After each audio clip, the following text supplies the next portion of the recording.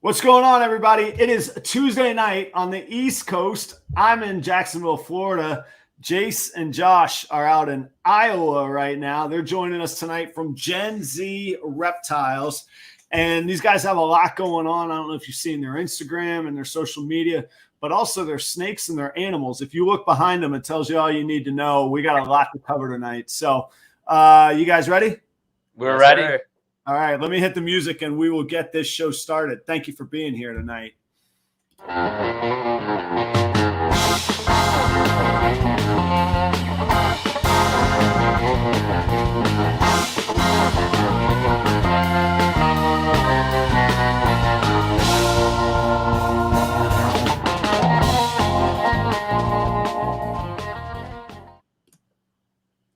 What's going on, everybody? Welcome tonight. It's Proper Royals Live. Look at this, 14 out of the gate on the channel tonight. So I'm excited for that.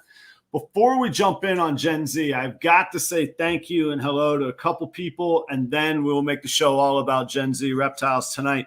Last Thursday, I was on Pet Sotic's show with Diego and Susan, and I got to tell you, they treated me extremely well. Their audience was killer, and they're in the audience tonight. That's Diego, but Diego, why don't you put up a maybe your YouTube? You can't post it as a link, but just type Pet Sotic. So let me post it up for any new viewers that haven't seen.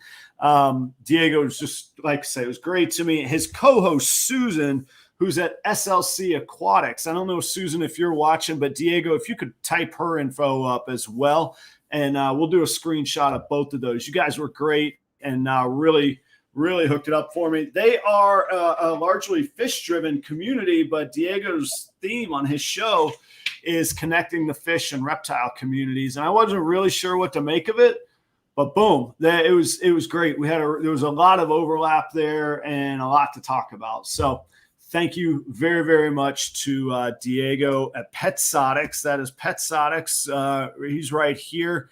And then, like I say, his co-host is Susan at SLC Aquatics. Give them a check out if y'all would. I very, very much appreciate it. On the heels of that, the countdown is on. I'm at like 978 subscribers. I've got my hours taken care of, man. I'm right on it. I don't think tonight will be the night, but hell, we can try. Why not, right? So, all right. Hey, thanks for your patience, guys. So we got Jace and Josh from Z Reptiles. Guys, welcome to the show. I'm really glad to have you tonight. Thank you. Thanks for having us. Yep. It was my pleasure. So give us some stats. Give us the social media stats first. So Instagram, how many followers? What are we at? I think 3,300. Yeah, I think it's at like 35 or 36, but yeah, 3 and change on there somewhere. So you're doing something right on there. And then you guys are like 1.3, 1.4 on YouTube. Yeah, yep. Approaching 1.4. Yep. Nice job. How long have you been at it on YouTube? So we started in the season of 2019. So close to 2 years. Yeah, it'd be close to 2 years now. Mm-hmm. Okay. And excuse me, does it focus primarily on ball pythons, or I know your name is Z Reptile. So what's kind of the scope of your channel and your content? Yeah. So we found that most of the viewers, they just preferred the ball python content. We do have a few other videos out there. So we have a Dumerals boa video, a couple of those that do pretty well. People search up Dumerals. So just a few of those videos. We do keep some other reptiles as well, but it seems like a majority of the people who are following are more interested in the ball python content. So we kind of cater to that more on our YouTube channel. And what's your mix of animals at home as far as the species? Yep. So obviously mainly ball pythons, but then we also have a couple odds and ends projects. So we have a breeding pair of Dumerals boas, and we also have a decent amount of holdbacks for those.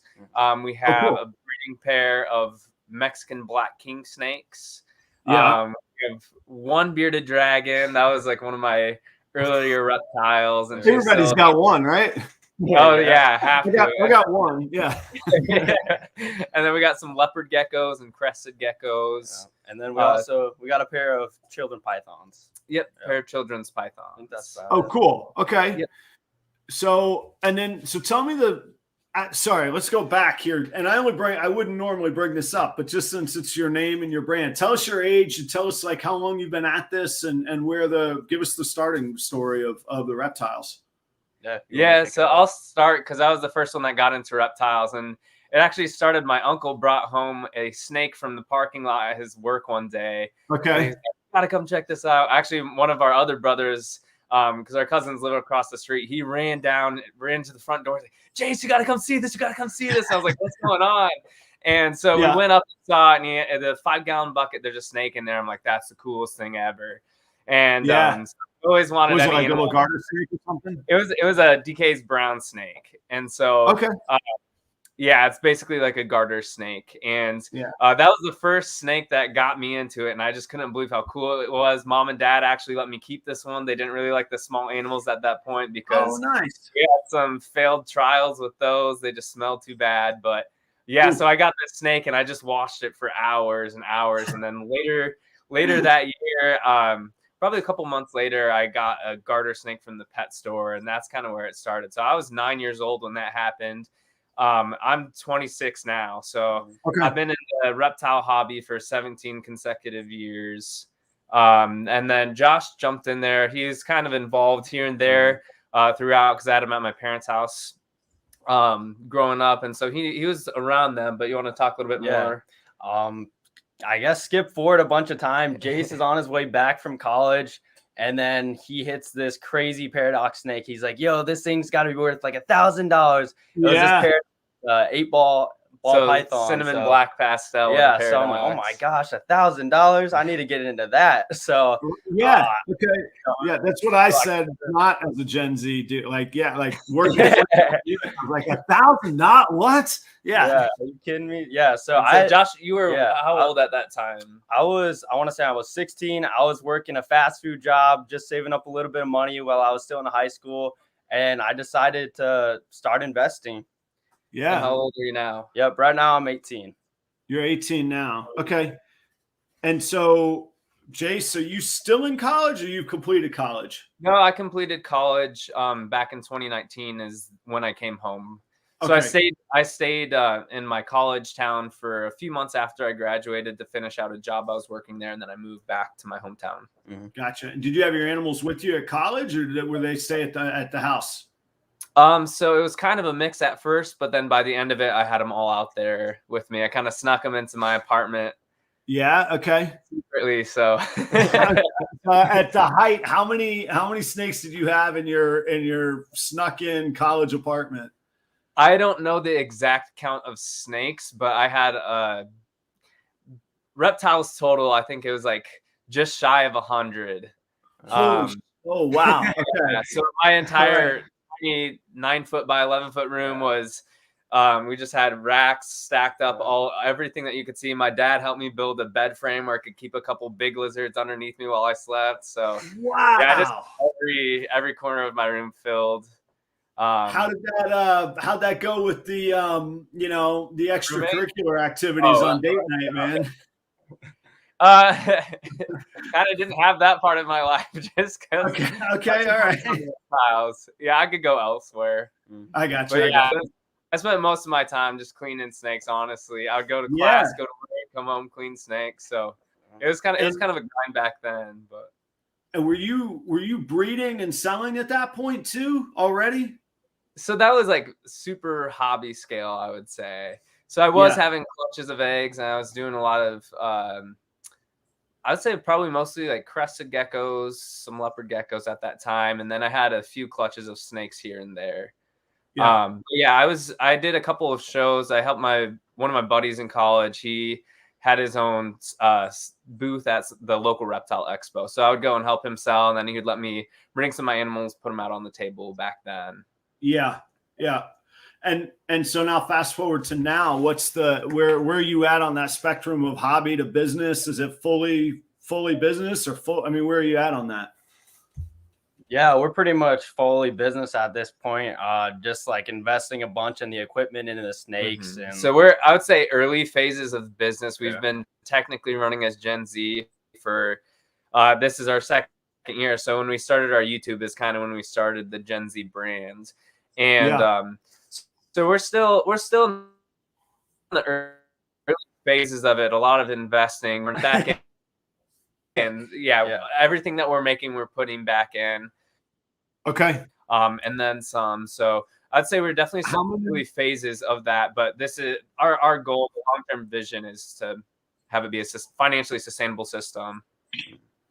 Gotcha. And this is your focus. What are you gonna say? This is your focus on that right now? Sorry, is that your only work? What do you mean by that? Do you have other jobs? Is this is your job?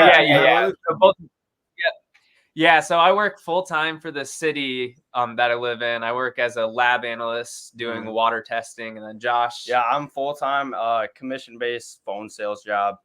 Okay, cool. And then so we have external sources of revenue to help fund it. So you're taking the money from the job, building the business with it. How many breeding pairs will you have this season, or how many do you have going right now? So I'd say 40, right? Yep, we're at 40, so shooting for around 30, 35 clutches, hopefully. So pretty fair target of around 200 snakes you'll have in inventory to sell this year? About that, yeah. Yeah, last year I think we had exactly 120 eggs that hatched. Yeah. So be bumping it up quite a bit, Yeah, by almost 2. Yeah. Any other partners or any other investors that you got to satisfy? It's you two. It's just the two of us. At one point we had our third brother into it, but he kind of phased out, so it's just the two of us now. Well, look, man. I mean, I don't want to put you guys on the spot, and you don't have to speak to it, but some pretty quick math will tell you. I mean, that's you're going to grow. I mean, you sell those, you'll gross between 60, 80, 90, depending on what your genes are. That ain't half bad for a second job hustle right there between two guys. You know? Yeah, absolutely. Absolutely not. Yeah, I think. Go ahead. Yeah, I was gonna say the returns in this industry are insane, and no other easily accessible industry can you see 5-6x your money in one season. Yeah, you have to play your cards right, but from a financial standpoint, that is very exciting about this hobby. That it's at a place where it is financially sustainable. I don't know if that return rate is going to be something that we see for many years to come, or if that's going to be a shorter term 5 to 10 year thing. I'm not sure, but it's a really cool time right now. Cause I remember when the ball python market really crashed and everybody was getting out of it, and normals were selling for $5 a pop and stuff like that. So it's really good to see that it is where it's at, and that we have the industry leaders that we do right now. Tell me about those days. So, I mean, you name yourselves the Gen Z brand, but I mean, you've gone through that, which is something most of us on this audience haven't. So when did that happen? And when did you tell us more about seeing that? So I don't think I could list exact years, but I do remember that the reptile industry, the idea was, it was a get rich quick scheme for a little while there. So a lot of people were jumping into it, and they're like, oh my God, this snake is going for this much. I can produce it. And then the notorious morph for kind of crashing the whole thing was the banana / coral glow. So that was a gene where you get this snake that's super visually appealing, but it's relatively easy to hit that morph. So like you breed one of those to a normal, half the babies are coming out like that. Well, you can pump those out like mad. So when you have such an oversupply of a snake that was really valuable just a year before, it's gonna start crashing really fast. I was in college when I bought a banana with my roommate. Actually, at the time, he was into snakes, and he and I went halvesies on a banana at $500. And then the year right after that, they were going for like something like $300 or less. So so I want to say that was probably within the past, like, I don't know, 6 years or 7 years, that kind of the whole dip took place. And then these past 3 years, it's been a pretty strong market. I'd say steadily growing market. Oh, it's been a rodeo. Just the 2 years that I've really paid attention. So my quick version is 22 years ago when I went to college, I had 2 normals. And in those days there was normals And I mean, I had no idea. I just was like, that's a cool snake. I'll take care of it. And then I wanted another one because if one's good, two is better, you know. But Yep. if there was you could get an albino, and that was like 25 grand. Yep. And then like there was like pictures of pieds, but you never actually could. There was like a unicorn, you know. It was like the dude traveled across the world and discovered a pied. It was like explorers coming back talking about, you know, whatever, you know, chupacabras. So it blew my mind. And it was funny because a banana is actually 2 years ago, that was the first snake that I bought when my son got a bearded dragon. And I was like, you know, I kind of miss my snakes, man. And I got one. And then between me having more money in my life because of where I'm at in my career and life, I was like, I'll get another. And then COVID hit, and it was like, all right. COVID is horrible, and it has caused a lot of really bad things. But I will say it was a very positive thing for the reptile industry, because I think what happened is people had a little bit more time because they couldn't go to work. You got to figure out alternative things to do. So they had more time, and reptiles are super interesting, and it's easy to see that stuff on the internet. So you're seeing it and you're like, oh, that's really cool. And eventually you're like, oh, I got to have at least one. And then it keeps stacking. Yeah. And I can't back this up. Actually, I've never even heard anybody else say this, but I think there was a mental value to caring for or nurturing something. And to be honest, like, ball pythons are an easy entry into that. It's not like a dog that you got to walk 6 times a day. You know, it doesn't bark at you at 4 a.m. Like, it's a pretty easy entry to let me nurture an animal, but not be, you know, just super beholden to it. Yeah, for sure. Yeah, and they make great pets, and they're safe, and, you know, and they're just kind of, I think more highly of them than the pet rock name that they get. But, you know, but anyway, it was a banana. So 6-8 years ago, that was what I think there's about like 200 morphs listed on Morph Market now. What were the morph and gene selections like at that time when that market crashed? You know, I don't really. I feel like the things that I was into big time was like I was still wanting to get a pastel because I didn't really have money back then. Yeah, like I want to get a pastel. I want to get a butter, a lesser. Right. So I was looking at all these one gene codominants, and a lot of the females that I bought back at that time are now breeders for us. Yeah. It was like when I got to college, I was like cut free. I didn't have to ask my parents if I could get another snake anymore. So I just started buying all these snakes. I was like, Yep. I bought a black pastel, a cinnamon, a lesser pastel, het red xanthic. And so I kept getting all these one gene codoms, and more combinations obviously existed at that point in time, but those are the ones that were accessible to me. So that's the ones I paid attention to most. But I will say that one that I didn't get into that I'm regretting not getting into at the time was the blackhead gene. I think there's a lot of really cool stuff, cool combos that have been hit with that. And we just recently got our first blackhead. So that's one that was existed for sure back then. But yeah, I think back to even just a little bit further than that when the 2 people that were big YouTubers that I was paying a lot of attention to were Brian Barczyk and then Ralph Davis. They had a lot of cool new stuff. I think Ralph Davis is the one who coined the term dinker.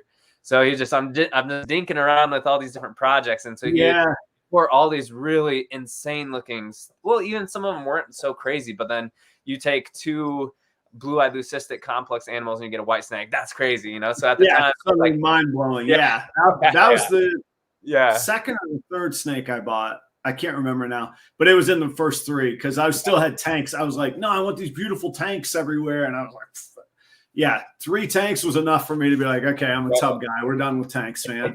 But yeah, my blue-eyed leucistic was one of them.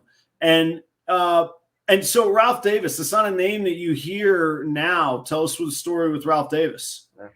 Yeah, so I think he was just like to me, he seems like a pretty laid back dude, but he was always a hard worker. He did a lot of construction stuff. He likes fishing. He likes snakes. And so when I first started watching him, he actually did this whole video series. I'm not sure if it's still up on YouTube or not, but he's redoing a turtle pond that he had. And he had like a pet shop at one point in time. Yeah. So that's why I first started seeing him, his stuff. But then he was like the first person to hit the dreamsicles. So the lavender albino pot. I've read his articles and I've read some of his stuff about proving out genes, and I can't remember which gene it was that he proved, and probably more than one.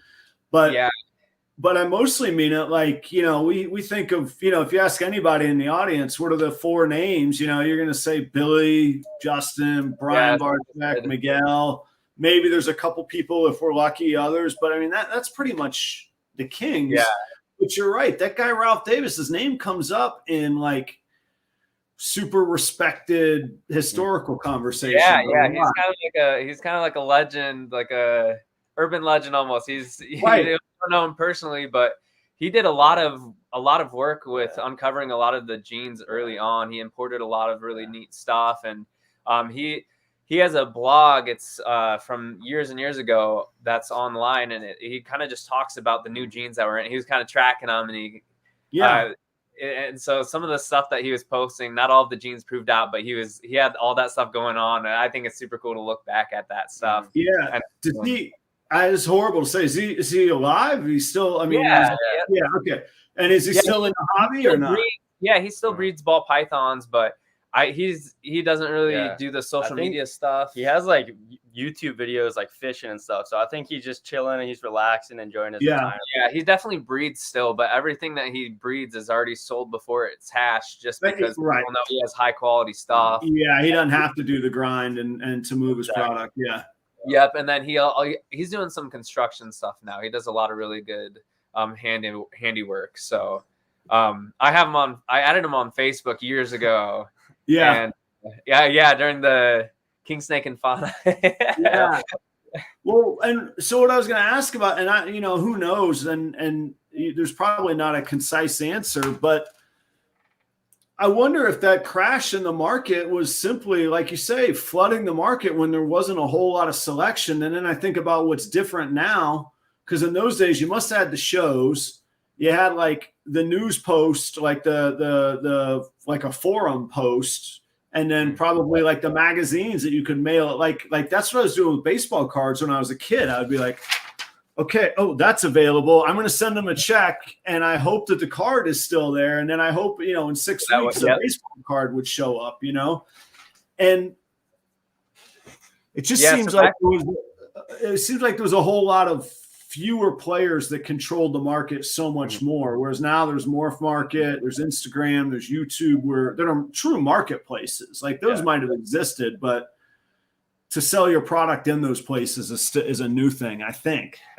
Yeah, it absolutely is. And I'd say 2 of the biggest things that changed were when Morph Market came online, and then also the shipping companies. That was huge because before the shipping days, you had few people that were able to actually ship out, and it wasn't common knowledge how to ship your snakes out. So now that we have this centralized place where people can be comparing prices, then you have this more universal pricing for the different morphs. Yeah. So I think it helped a lot because, like, I know for us in Iowa, you don't have enough local people that want to get into the higher end stuff. So it wouldn't be worth producing the higher end stuff. That's why. That's right. Like, how would you even know? Like, you just, if you didn't have a show and you didn't have a magazine, I mean, what are you going to do, really, I guess? Yeah, absolutely. And so it's like, at one of our local shows, I bought a pastel for $45, which was a crazy steal back then. Whereas you go to Tinley and you're finding a $85 or $90 pastel. And so it's like, that's 4 hours away, 5 hours away, but there's such a big discrepancy in price. So I think the ability to see these prices online, and then also the ability to ship has been huge. Like for us, we wouldn't be able to run this business if we couldn't ship out our snakes. Most of our stuff goes to California, Texas, and then some places on the East Coast, a few to Florida as well. Those are like our main spots. Hang on, guys. I got some. This is new to me. I've never had like idiot crashers in the comments. Hang on a second.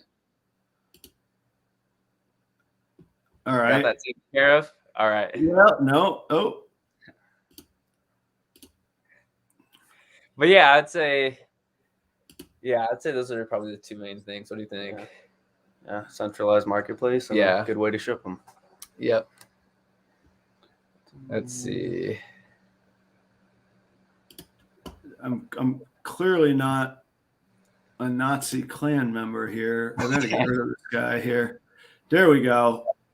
Yeah, I don't need him blocked for 5 minutes. I need him. Yeah, I am big time. I got the bots now. Yeah. All right. Well, we'll see here. Sorry, everybody, for that interruption.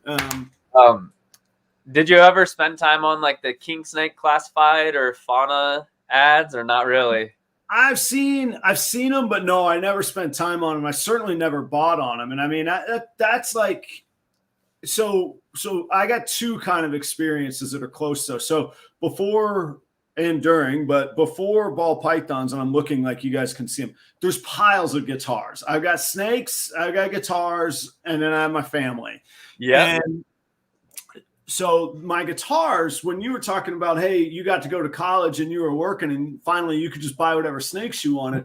That was me with guitars. I was like, scholarship money, boom, music store. Yeah. Paycheck, rents paid, music store. And so there were these online forums about guitars too. And like, even the early days of eBay, when you could get a seller rating, but we were literally sending checks to each other in the mail. Like, how archaic does that sound that you just like, you know, hey, here's $700 because I want that 12 string, and I hope it comes back. Yeah, exactly. Yeah, so I guess that third thing then would be the online payment system.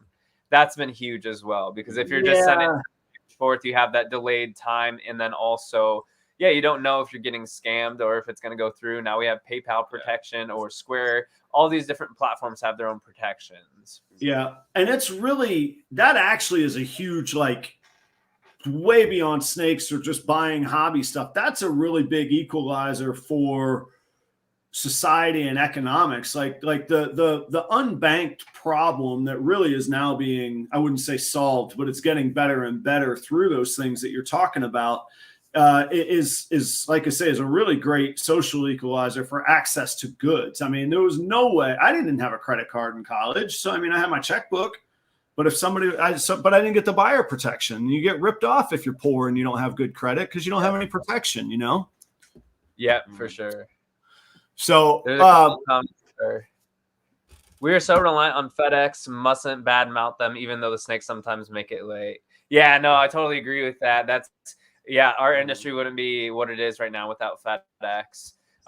There's some interesting ideas of maybe doing some more ground transport, because I know other animal industries like dogs and rodents and stuff like that do ground transport, where you literally have somebody that is making a car trip out to deliver animals personally.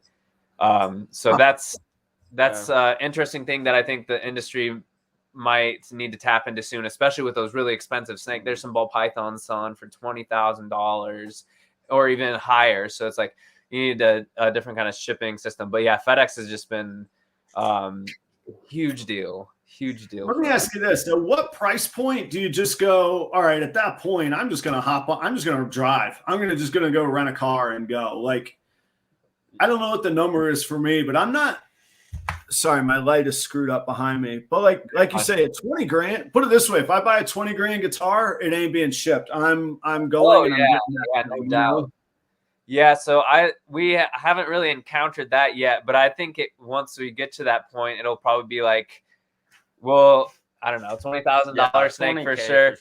Probably $15,000 snake. Yeah, we're gonna go pick that up. But if it depends on where they live. A lot of people will be willing to bring them to an expo. So meet up at an expo if it's halfway in between. That's right.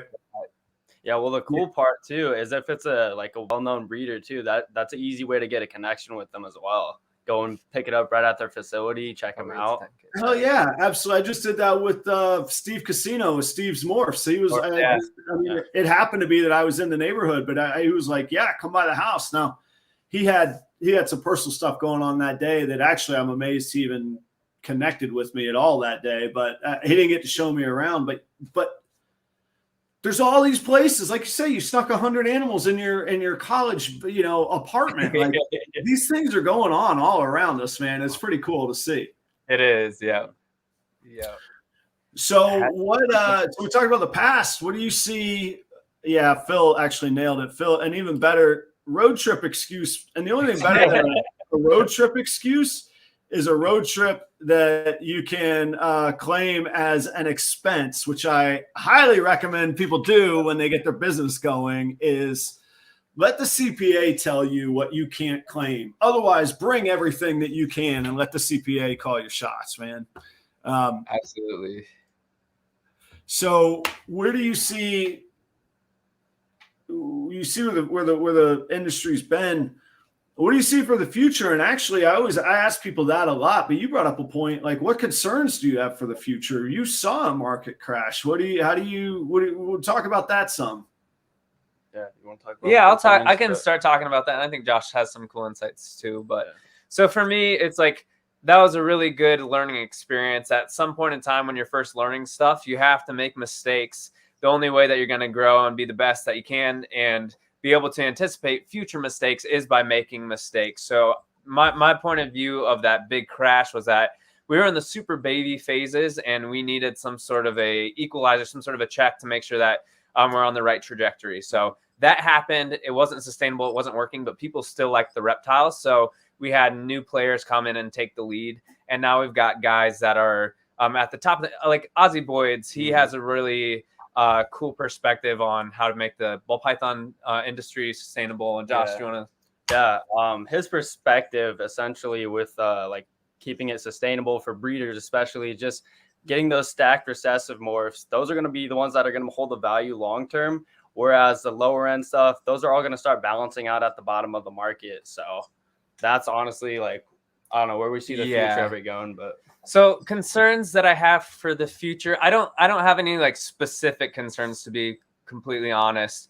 I think that at some point in time, we're going to see more of these double recessives and triple recessives being hit. So obviously those values are going to come down slightly when there's more available. But I think that the recessive game and a lot of people getting into that and appreciating how it's a lot harder to hit these recessives, that's going to be a really big deal for stabilizing the industry. Going back to college, did you get any of your classmates into snakes or other reptiles? I did. Yes. So I had a roommate, my first roommate. He was my best friend from high school. And when he came to college, we roomed together. He got into snakes big time. So he got a few snakes. And then my next roommate, I met him while I was at college and he got into snakes as well. So he ended up getting a couple of his own. And then my third roommate, she ended up buying one of the snakes after we both graduated. She bought one of the snakes and still has that snake. So everybody that I've lived with has gotten into snakes at some point in time, one way or another. Very nice. This is actually off topic a little bit, but it got me thinking, what's your facility? Not like where's that? Is it your house now, or you have a separate building, or where's your facility located right now? Well, it's in a house right now. Yeah. And I actually just bought a place of my own. So we're in cold temps right now, middle of the breeding season. We decided we're going to keep it where it is right now. We have the luxury. It's actually at my parents' place. Is where the snakes are. So they have a side addition on their house, a side unit, and that's where the snakes are right now. But they're gracious enough to let us keep them there until things warm up and the breeding season is kind of through. They've been really big supports in this business for us too. And so yeah, it is a big shout out to our parents. But eventually we'll be moving them into another house, and then down the road we're hoping to have a standalone facility. It just really depends on how the market keeps going, and how what other life stuff comes up. So do you guys have to keep a super low profile? Are you known in the neighborhood? Are you known in town for having snakes, or what's the word on that? I'd say that like I just kind of used to keeping a low profile because at college I wasn't allowed to have any of my animals, so I kind of keep it on the down low. I guess some of our neighbors know that we have snakes because sometimes I used to take them back in the backyard and have some of the bigger ones hanging out with me out there and stuff like that. But it's not a big deal. We're allowed to have the ball pythons here, and we don't have a limit on number of animals you could keep in your house, so we don't have to be super down low about it. But there's not too many other people in the area. We have a couple of friends that they live a few blocks down from my parents' house. So from time to time we pop out there and hang out, talk snakes and all of that. Cool. Okay. Yeah. otherwise, a lot of the other people in the area just aren't interested. But I will say, back in high school, we did. So I used to have people over every weekend. We called it Reptile Time at Jace's, and so we had people coming over every weekend. They weren't into reptiles, like they didn't have their own, but they would come and hang out for a couple hours every weekend. We'd have sometimes people would return, sometimes it'd be new people. So that was a good time. That's way cool. back when. Yeah. Yeah. So like I always wrestle with that. Where I lived before, I lived on a property that I worked at. So it was a resort property and I ran the restaurants. And the other property, the property owners were the homeowners were the property owner. Oh, okay. And so like first we're talking about a demographic of like, you know, it may as well have been a 55 and up community, which, you know, 55 isn't that old. On the other hand, you're probably not into, you know, the kid, you know, not the kid, the guy running their restaurants, you know, strolling around the neighborhood with ball pythons. And then it went all the way to the people that, you know, he's got pythons. He's going to turn this place into the Everglades, you know? And I was like, okay, I'm not telling anybody here, which is actually why I have my name. My name is Proper Royals. I was like, nobody will know what the hell proper. Even if they discover it, they're going to be like, "What is Adam doing? What the hell? What is Proper Royal? That doesn't mean anything." Yeah. You know, like, perfect. It doesn't mean anything to them. I'm all good, you know.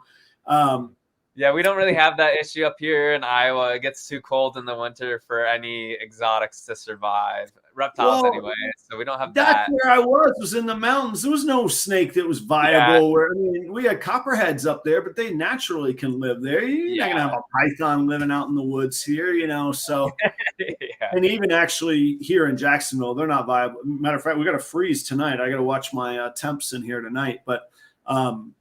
It's a lot of the education, but then getting over the stigma of it, and where it's just like, you know what, I'm just going to hunker down in the garage quietly and I'll use Morph Market and all that, you know?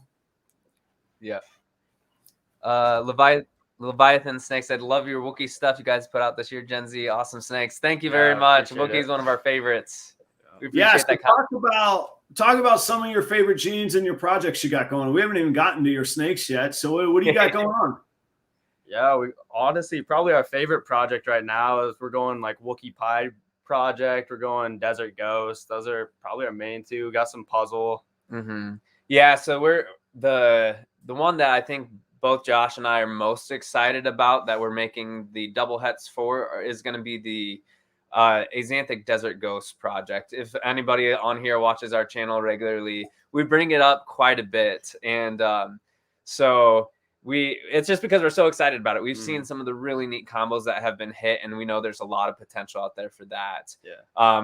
Honestly, the inspiration for that, you know, the Stormtrooper, the black and white snake by John Dag from JD Constriction.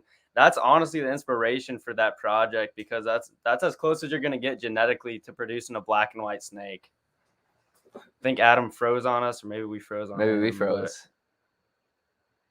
Oh, now we're the only ones in the show. I think so. Can you guys see us?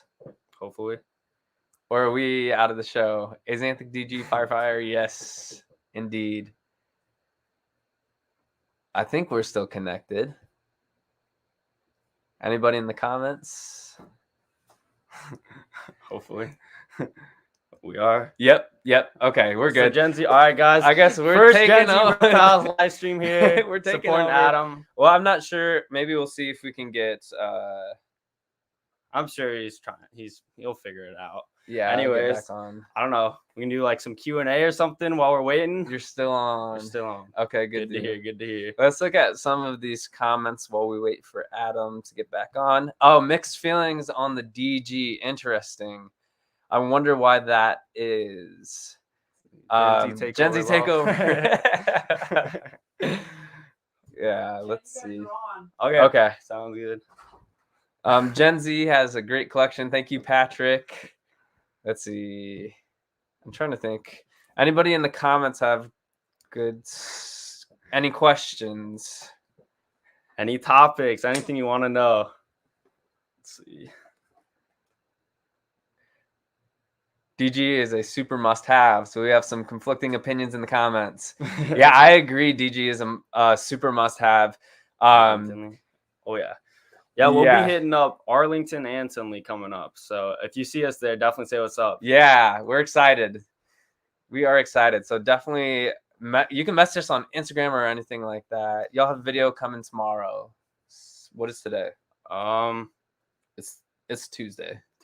No, we dropped it down to 1 vid per week for the meantime until we start getting some eggs. Then we'll probably do a bunch more egg cuttings and bump it up to two videos per week. But Yep. working Axanthic Clown. Oh yeah, Axanthic Okay, Clown. let's Yeah, see. Justin just hit that Axanthic DG Clown. So That thing is crazy. I fully support anyone else who's chasing that project for sure.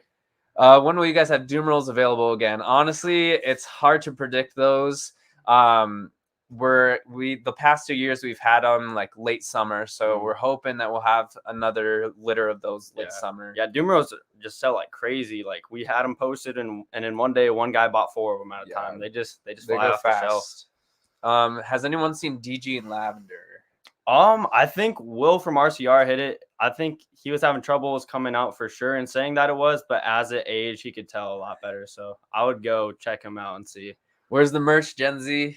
We're working on a little like a logo rebrand. So maybe once we get that out, we'll make some merch. Not maybe. Once we get that out, we'll make some stuff on Teespring and stickers. We want to do like some that. quality t-shirts, just like Kabilka's. If you guys have his stuff, it's comfy. You want to wear it. So yeah, for some Gen Z merch too.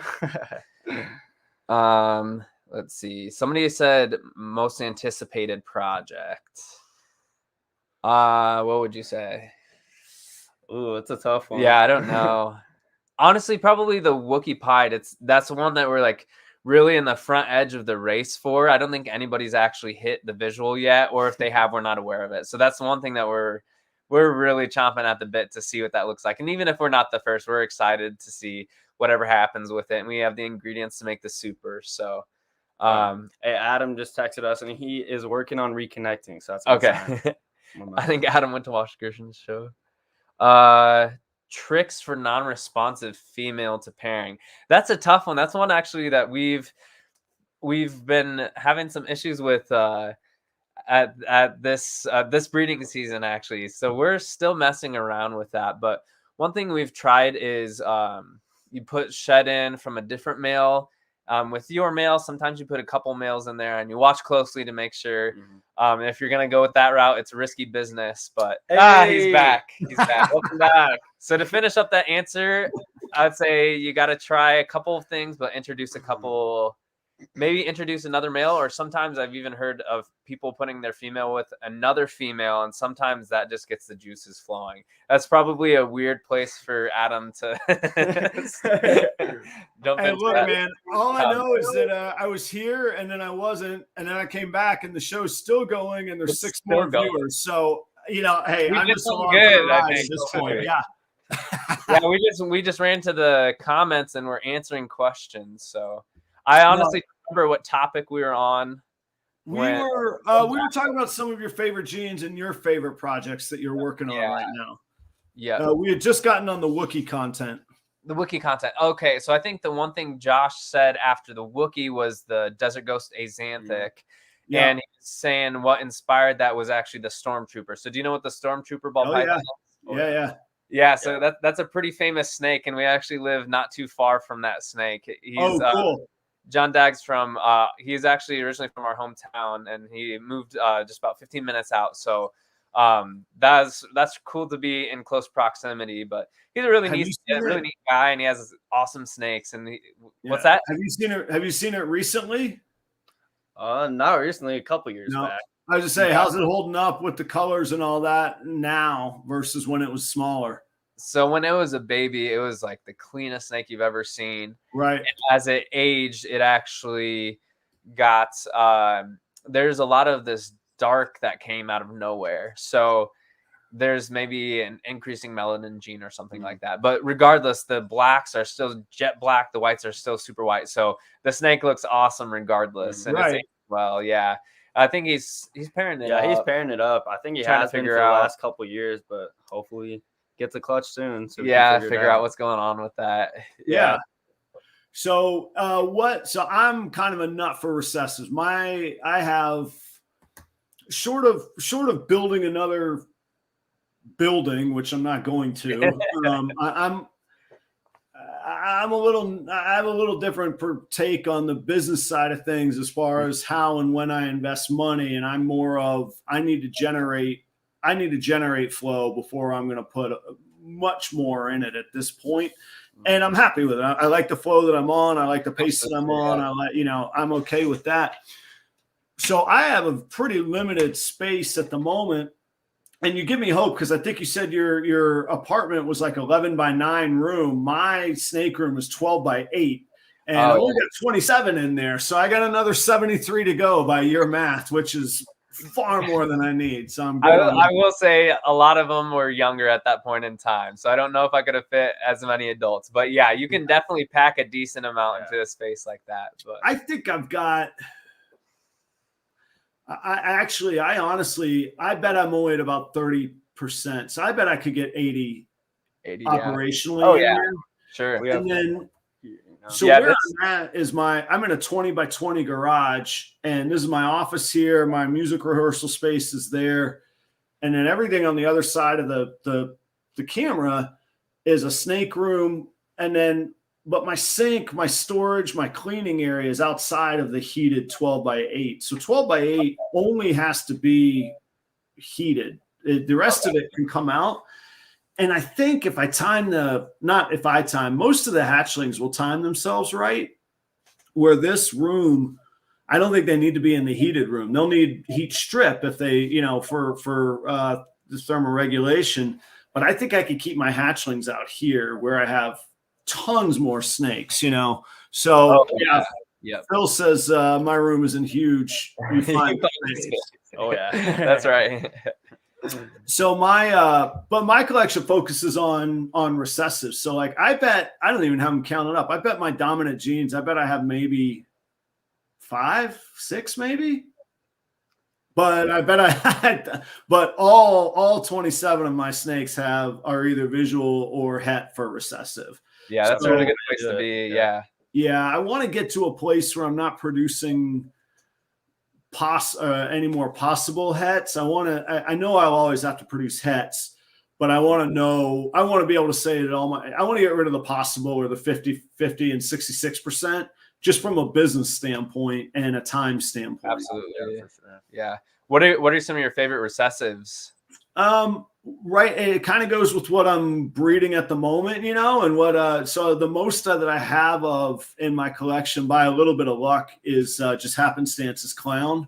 So between the maturity of the animals that I have and the number, this will be a big year for clown, but hopefully it'll be, a big year for kryptons as well, which are close, cousins to clowns. Yeah, I saw you got that pastel that ended up carrying a copy of Cryptic, right? She's coming up on like 3,000 grams. Like if this girl goes, like she didn't on me last year, so I'm hoping that is the price I paid for this year, just being So.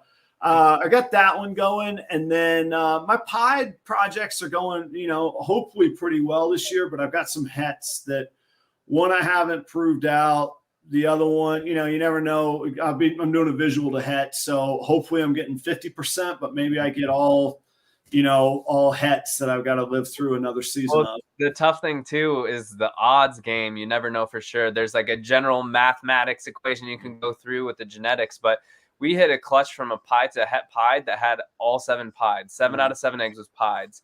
But it's possible for that to go the other way too. And I know. I did last season. All 7 eggs, het to het, no pieds, all visual. Yep. Which of course makes me wonder: are they both truly het? But I mean, they're super reputable breeders that I sourced those to. So I mean, I feel good about it. But it's just like you say. I mean, you got to roll with what you got, though. Mm-hmm. Yeah, you almost wish there was like some way to like genetically test them just to figure out what was inside of them, So let me ask you, what do you see as far as like not exactly the snakes in the future, but the stuff around the hobby in the future? You just talked about DNA testing. Like how far away from that are we, and how would that change the game? Well, people are working on that. I know. Yeah, so once that is developed, I think that'll be a huge business because people will be able to get their snakes tested, and Talk about the DG het Azanthic, like the price difference. Yeah, Elias, talk about that a little bit. Like the pasta. So what did we buy him as? Okay. Yeah, so we bought a Desert Ghost, 66% het Azanthic. We bought him for like $1,200.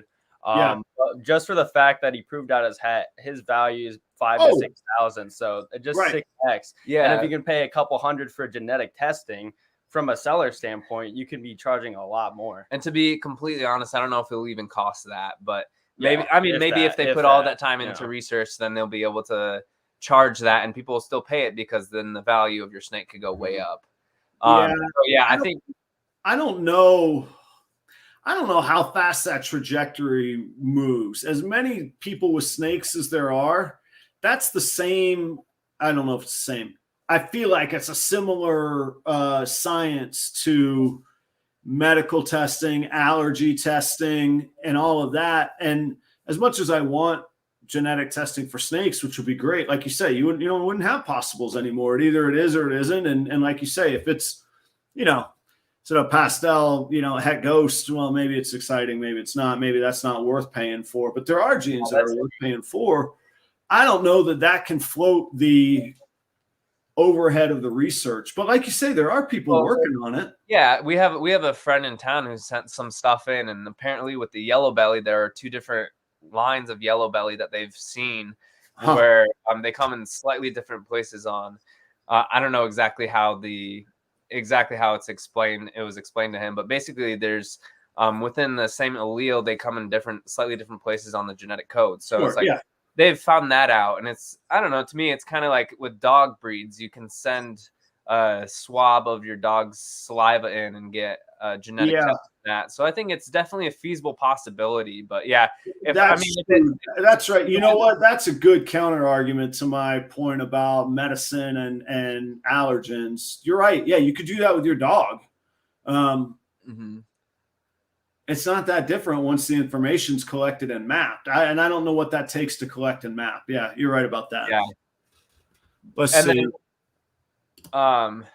University of Michigan doing the testing. Yeah. Yep.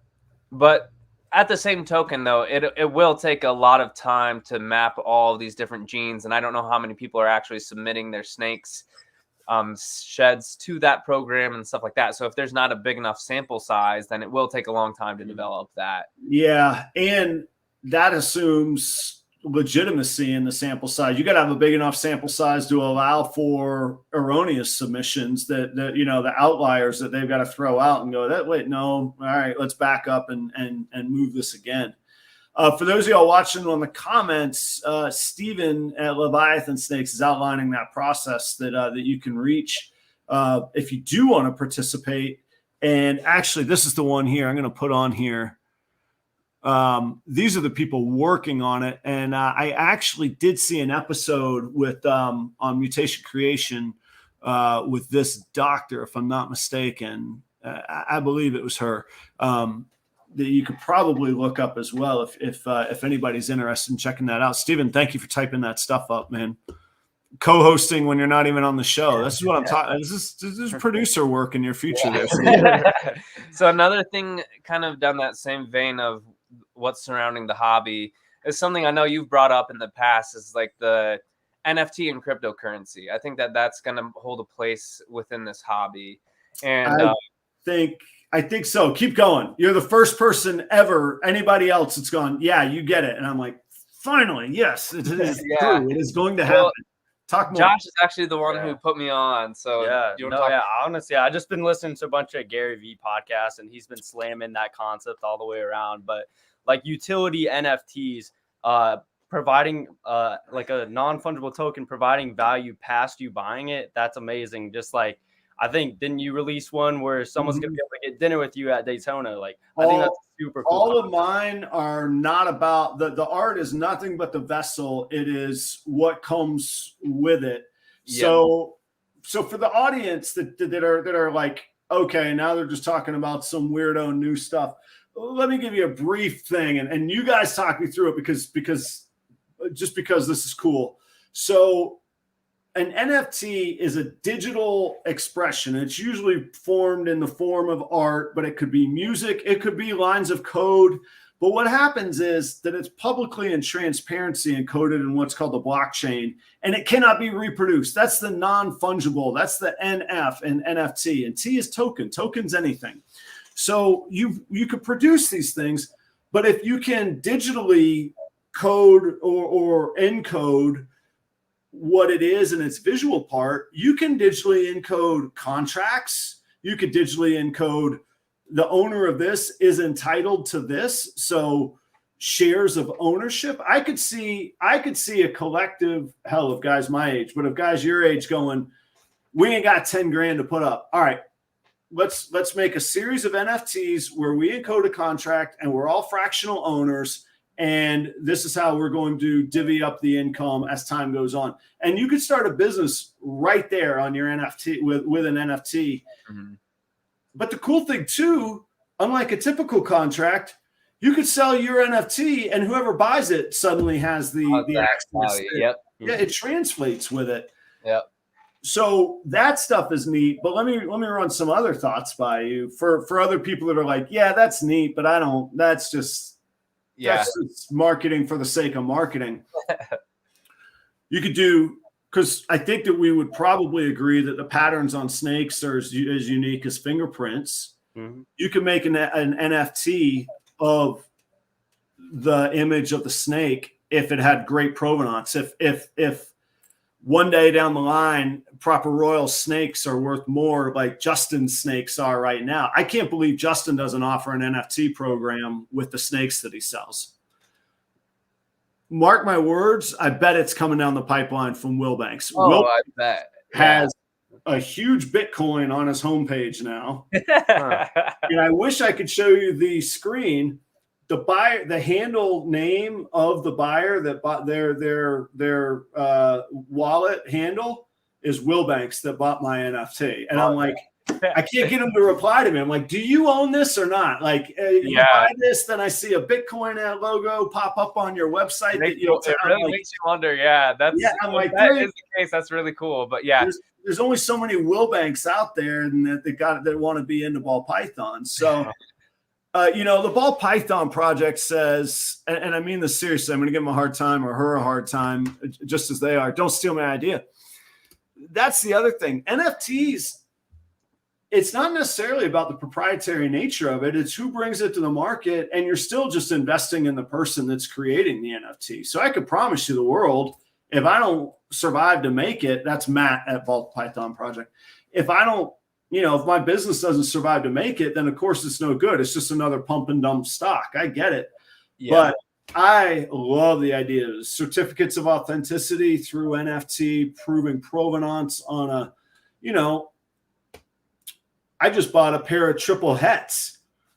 Yeah. What happens when the day comes that I want to sell those? Man, I mean, they're valuable to me if they're producing, but if I got to liquidate, nobody's going to give me the value for those. Exactly. But if I had an NFT from Steve's Morphs that had that fingerprint match to it, Yep. When I first heard of NFTs, it was like way over my head too, and I'm still learning. I still have a lot to learn, but to me, I was like, why are people doing this? It's kind of a stupid thing. And Josh was like, no, you could literally make a different NFT for every ball python you sell, and as part of the package of selling that, I want it to be a future upsell. So I got those two triple hats.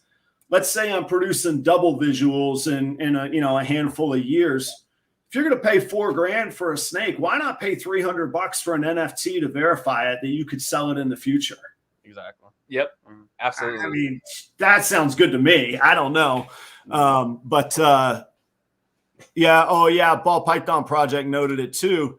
Every time that NFT transfers, you could put you can also code a royalty into the transaction blockchain transaction on it. Yeah, I think something cool you could do with that, like 10% of it for every single NFT that you own, that portion can go to like USARK. So every time someone purchases from you, they can make a donation. Yeah. All of these things, and I think it's going to render things like the thing was just on the tip of my tongue. What's the company like? Oh, here's the free videos, but pay more, and I'll show you this cool stuff. Everybody's got one. I don't have one, but Billy, you could sign up for his. Yeah. The Patreon. You don't have to pay Patreon anymore. Mhm. Encode the access into the NFT, Exactly. and you cut out Patreon. It's like a gym membership. You don't need it anymore. It's right there. And then, like, anyhow. Yeah. I just need it to take hold. Anyhow, if anybody's interested, I have 4 for sale on OpenSea, and they all have experiences tied to them. Yeah. So I will say, well, probably it looks like, yeah, I was going to say, it looks like maybe we're losing some people in this conversation. So maybe we should talk more about it and figure out a way to make it more understandable for a future conversation. But I think there's a lot of really exciting stuff about it.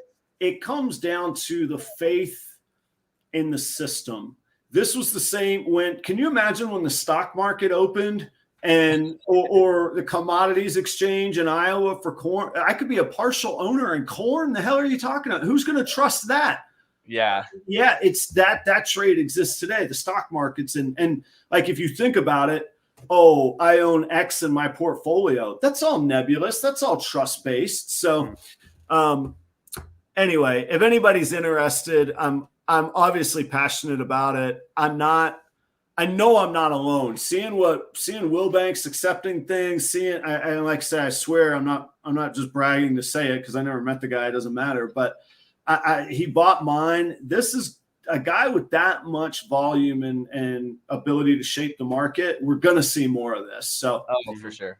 Anyhow, I'm excited on it. Jay Spry, you might have seen him earlier. He says, I'm in for the NFT Proper Royals.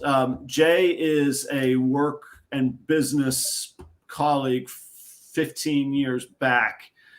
He doesn't want to own a snake, but he's interested in this whole thing. And I'm just going to let it be right there. But he and I are cooking up something that is. Oh, nice. Yeah. So I'm pretty excited about that whole project. Once the ball python, Matt at the Ball Python Project says, don't go stealing my ideas. Like, that's an idea I can't share yet. Once we got it, then I'm going to share it with everybody and be like, we did it. We just pulled this off, but it's not yet. Yeah, sounds good. I have a kind of random question that has nothing to do with anything that we've talked about yet, but you spend a lot of time in the restaurant industry. I'm wondering, like, what are some of the things that you brought from the restaurant industry into ball pythons? Wow, good question. So,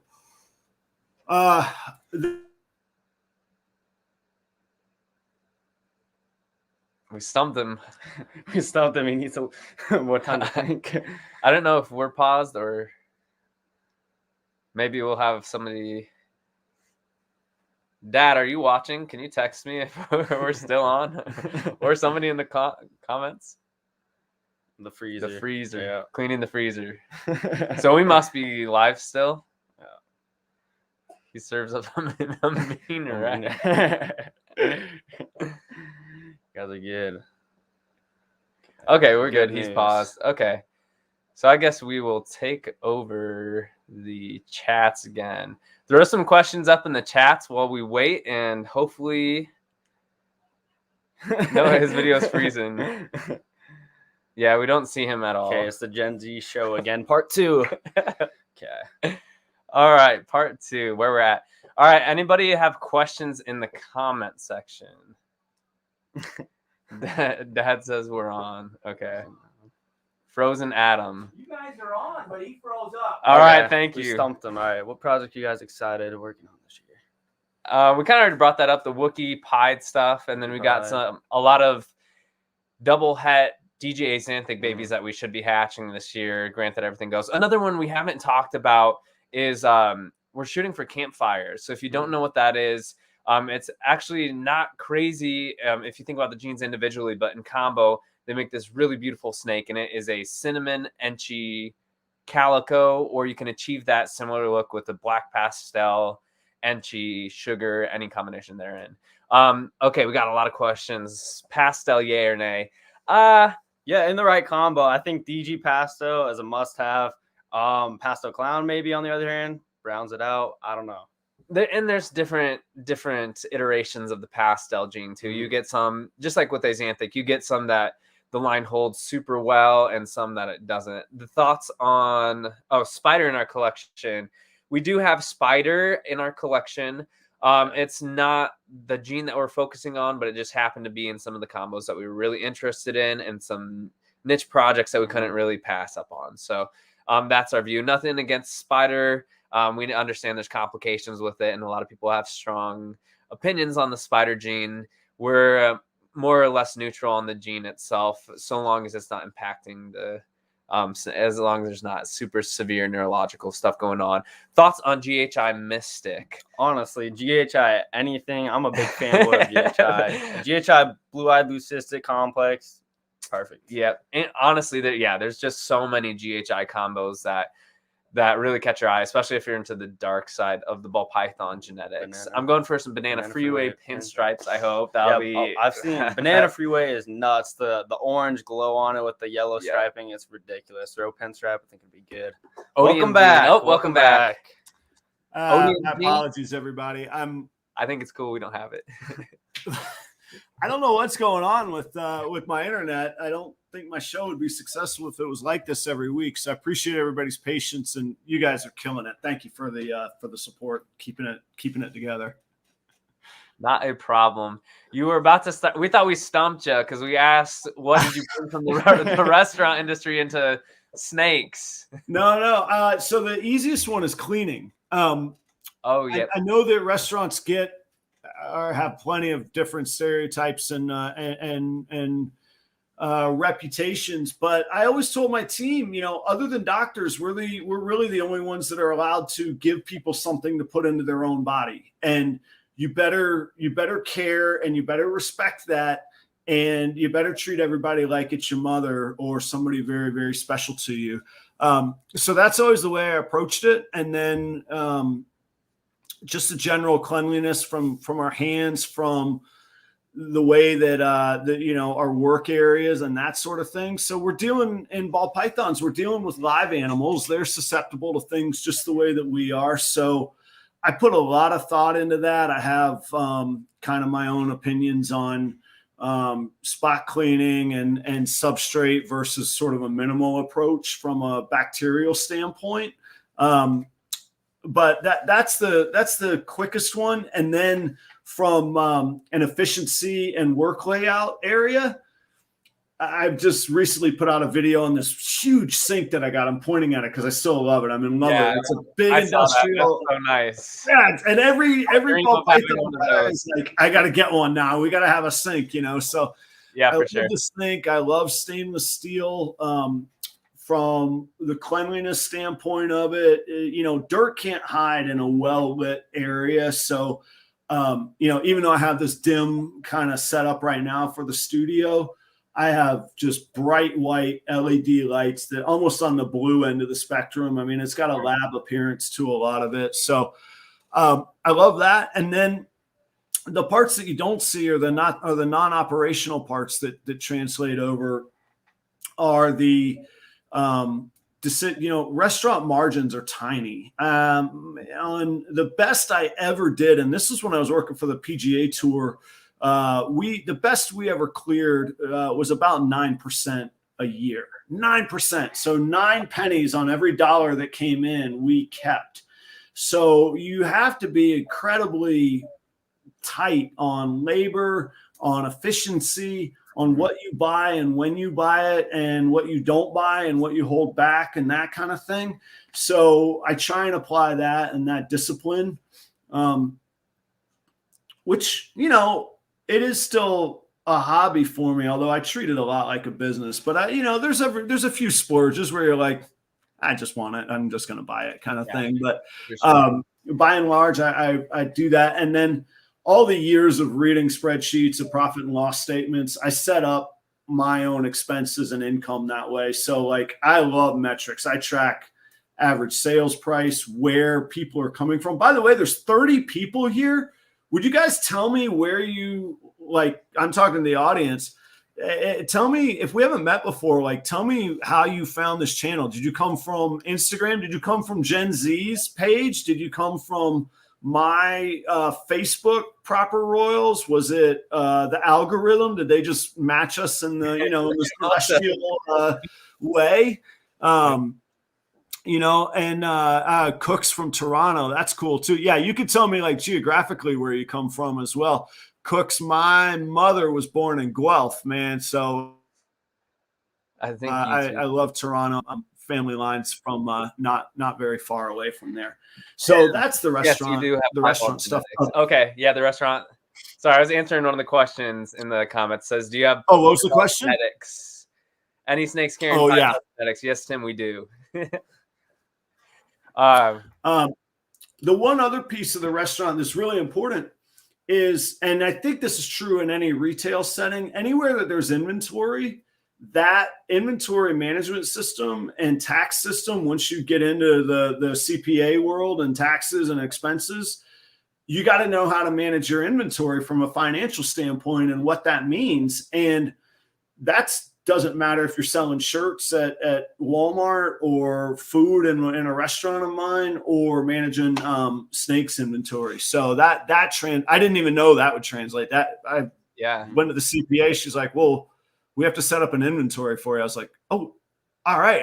That I get. No problem on that. So tell me about you guys have, I see an LLC. So do you have an LLC set up, or is that a future name that you're holding on to? Where are you at in that process? Yeah, we have the LLC set up. So that's a newer thing for us. We just did that in September of last year.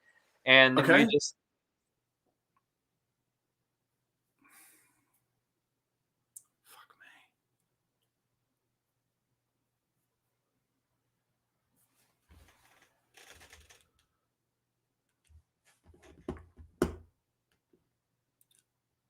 Oh, am I still on? Tell me, am I on? This is what it looked like when I froze last time. Who's in the audience? I'm sitting here cussing on air thinking that I froze again.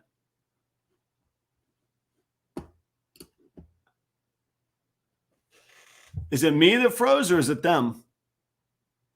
Somebody give me a comment on that. I'm good. Okay.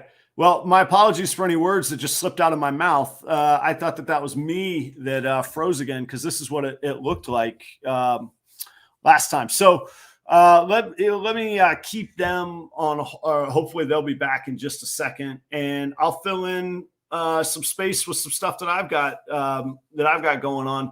So I'll have a new video out this week coming up on the cost of rats, which we all probably know about because you already are feeding. Oh, we got the bots here. We got freezing going on. Man, this has been a new night of stuff.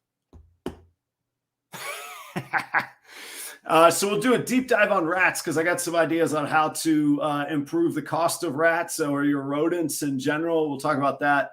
That'll be on a new video. Next week, B&Z Exotics. Bruno from B&Z Exotics is going to be here, and they're coming to us from Arizona. Guys, it's contagious tonight. It's all around us. What's going on? God dang.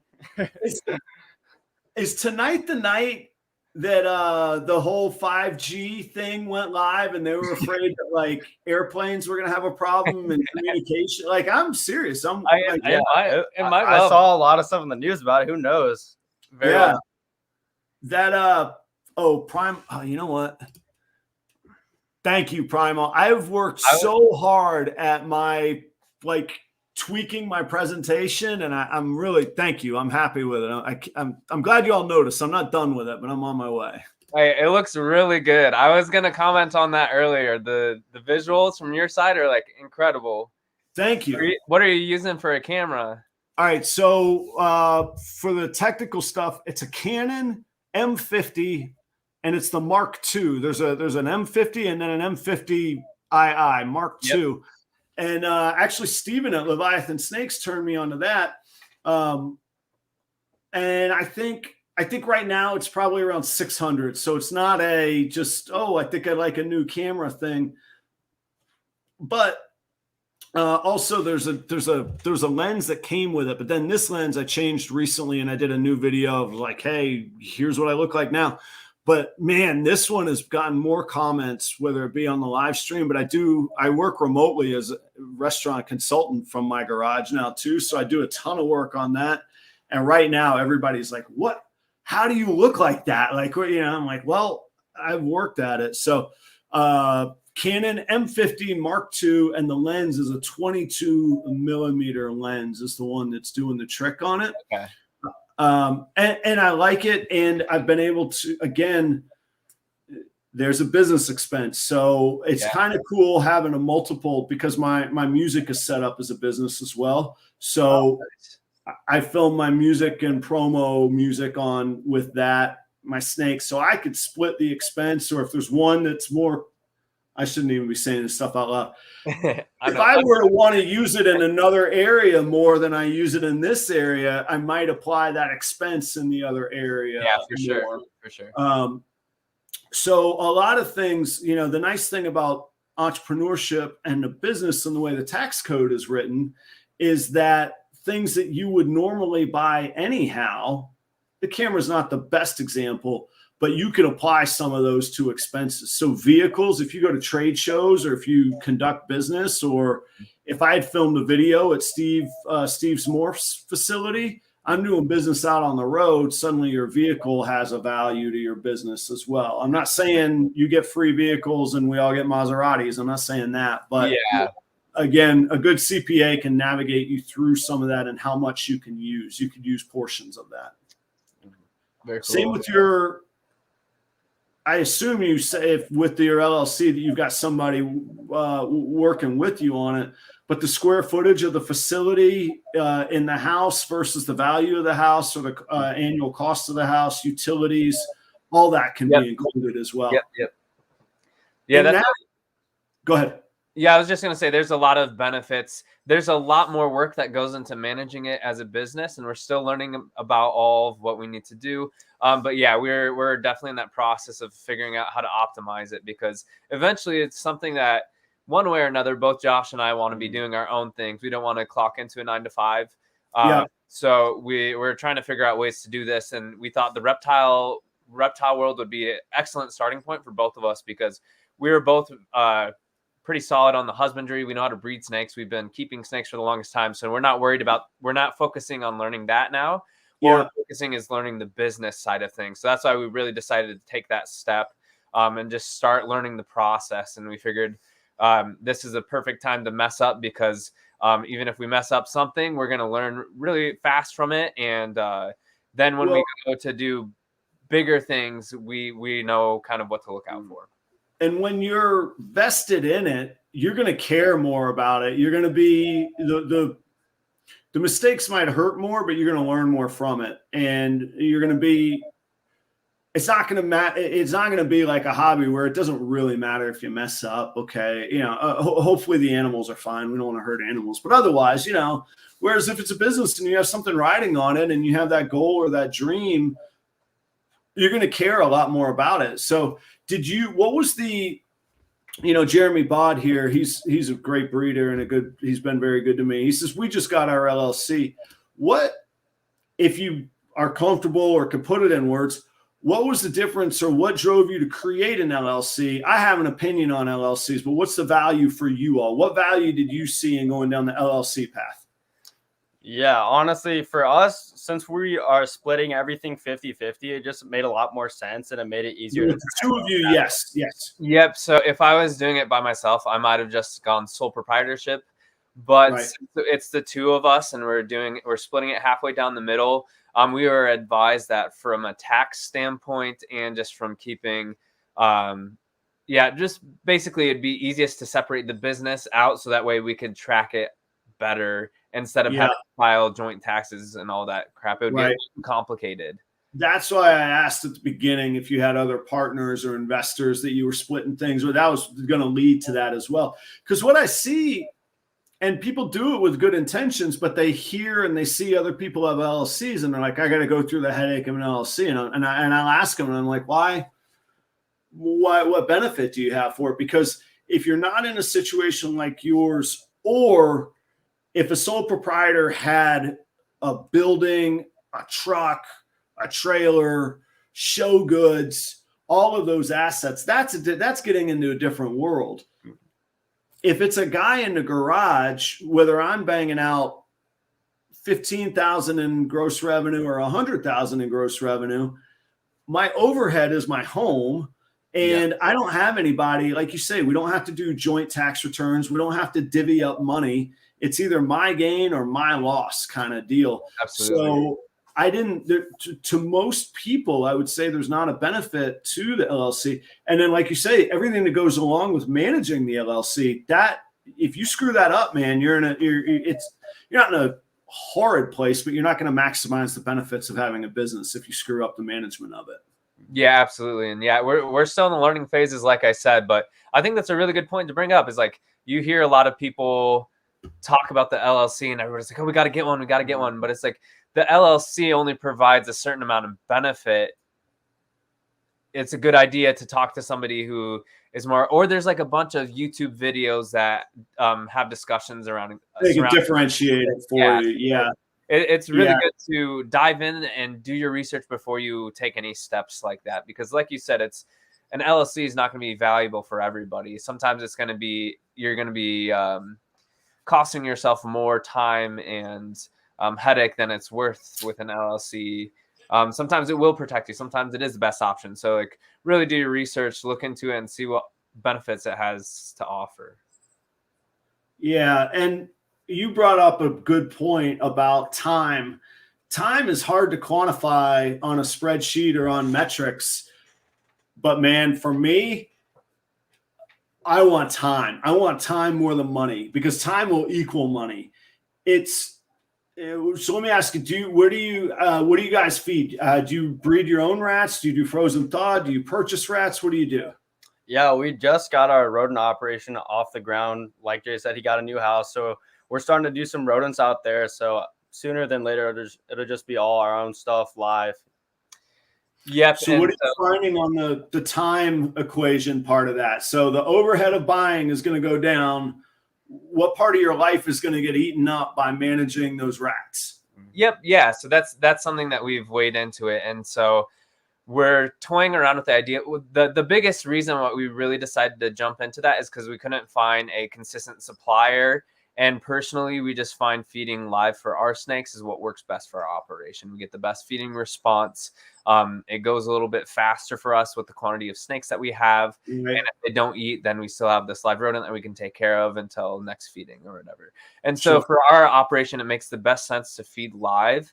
And that's what most of our snakes prefer. We didn't have anybody that was able to produce enough to feed their collections and then have enough overflow in the local area for us to get a consistent supply. So that's why we decided to go into that. But another thing that we're doing is we're viewing the rodents as a potential additional source of revenue within the business. Right. So it is eating up more time.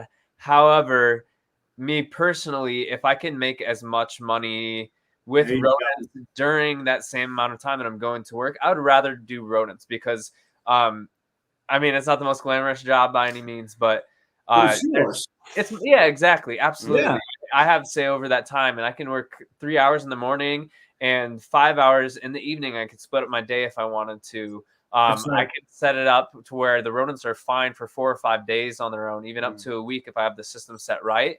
And so that way, I have the rest of that time to go do what I need to, but then I will have some very intensive cleaning days. So it's like you're managing your time differently. You're not on somebody else's clock. You're on your own clock. It's a lot of work and you do have to weigh in that time. But for us, it's like we're experimenting with different things to figure out how we can buy back our time. So that way we can spend it how we want to. For both of us, quality time with people that we enjoy is the most important thing that we can do. And then for me personally, I spend a lot of time up here. I love to think. So it's like more time to just think and just create. And that's what I love to do. And that's what I want to do more of. And so we're slowly working towards that, attaining that in our daily lives. Nice work on that. Do you have, if you care to share or don't want to, do you get into other revenue streams? Do you get into any, anything else, other businesses, but things that come to mind are like affiliate marketing, or how have you found ways to monetize your presence? Yeah, that's actually a really good question. So we got a couple other streams. So yeah, we do like sponsors on our TikTok page. Like people will send us products. We'll do videos on it. That's a very new thing, but that's something that we're hoping to grow because it's a neat opportunity. You're getting products for free, and sometimes they'll pay you on top of that. And so how many TikTok? What's your TikTok influence? What's your number of followers there? I think we're at like 250,000 followers. Yeah. Okay. Yeah. All right. So then now you do have that influence. That makes Yeah. sense. Okay. But And then going on top of that, we have it's not very much, but like YouTube ad revenue, so a little bit of money from our videos.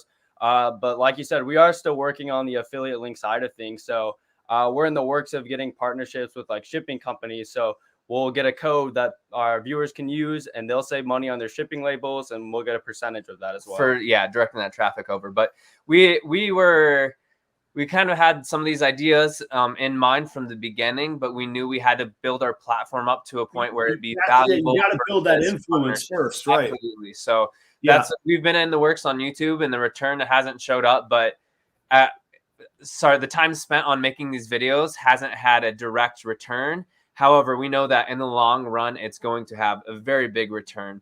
And Right. we're really even seeing that this year with it as an advertisement platform. When we're trying to sell snakes, nobody knows who Gen Z Reptiles is, but they see one of these really awesome pictures on Morph Market and they click, and then they can find our YouTube.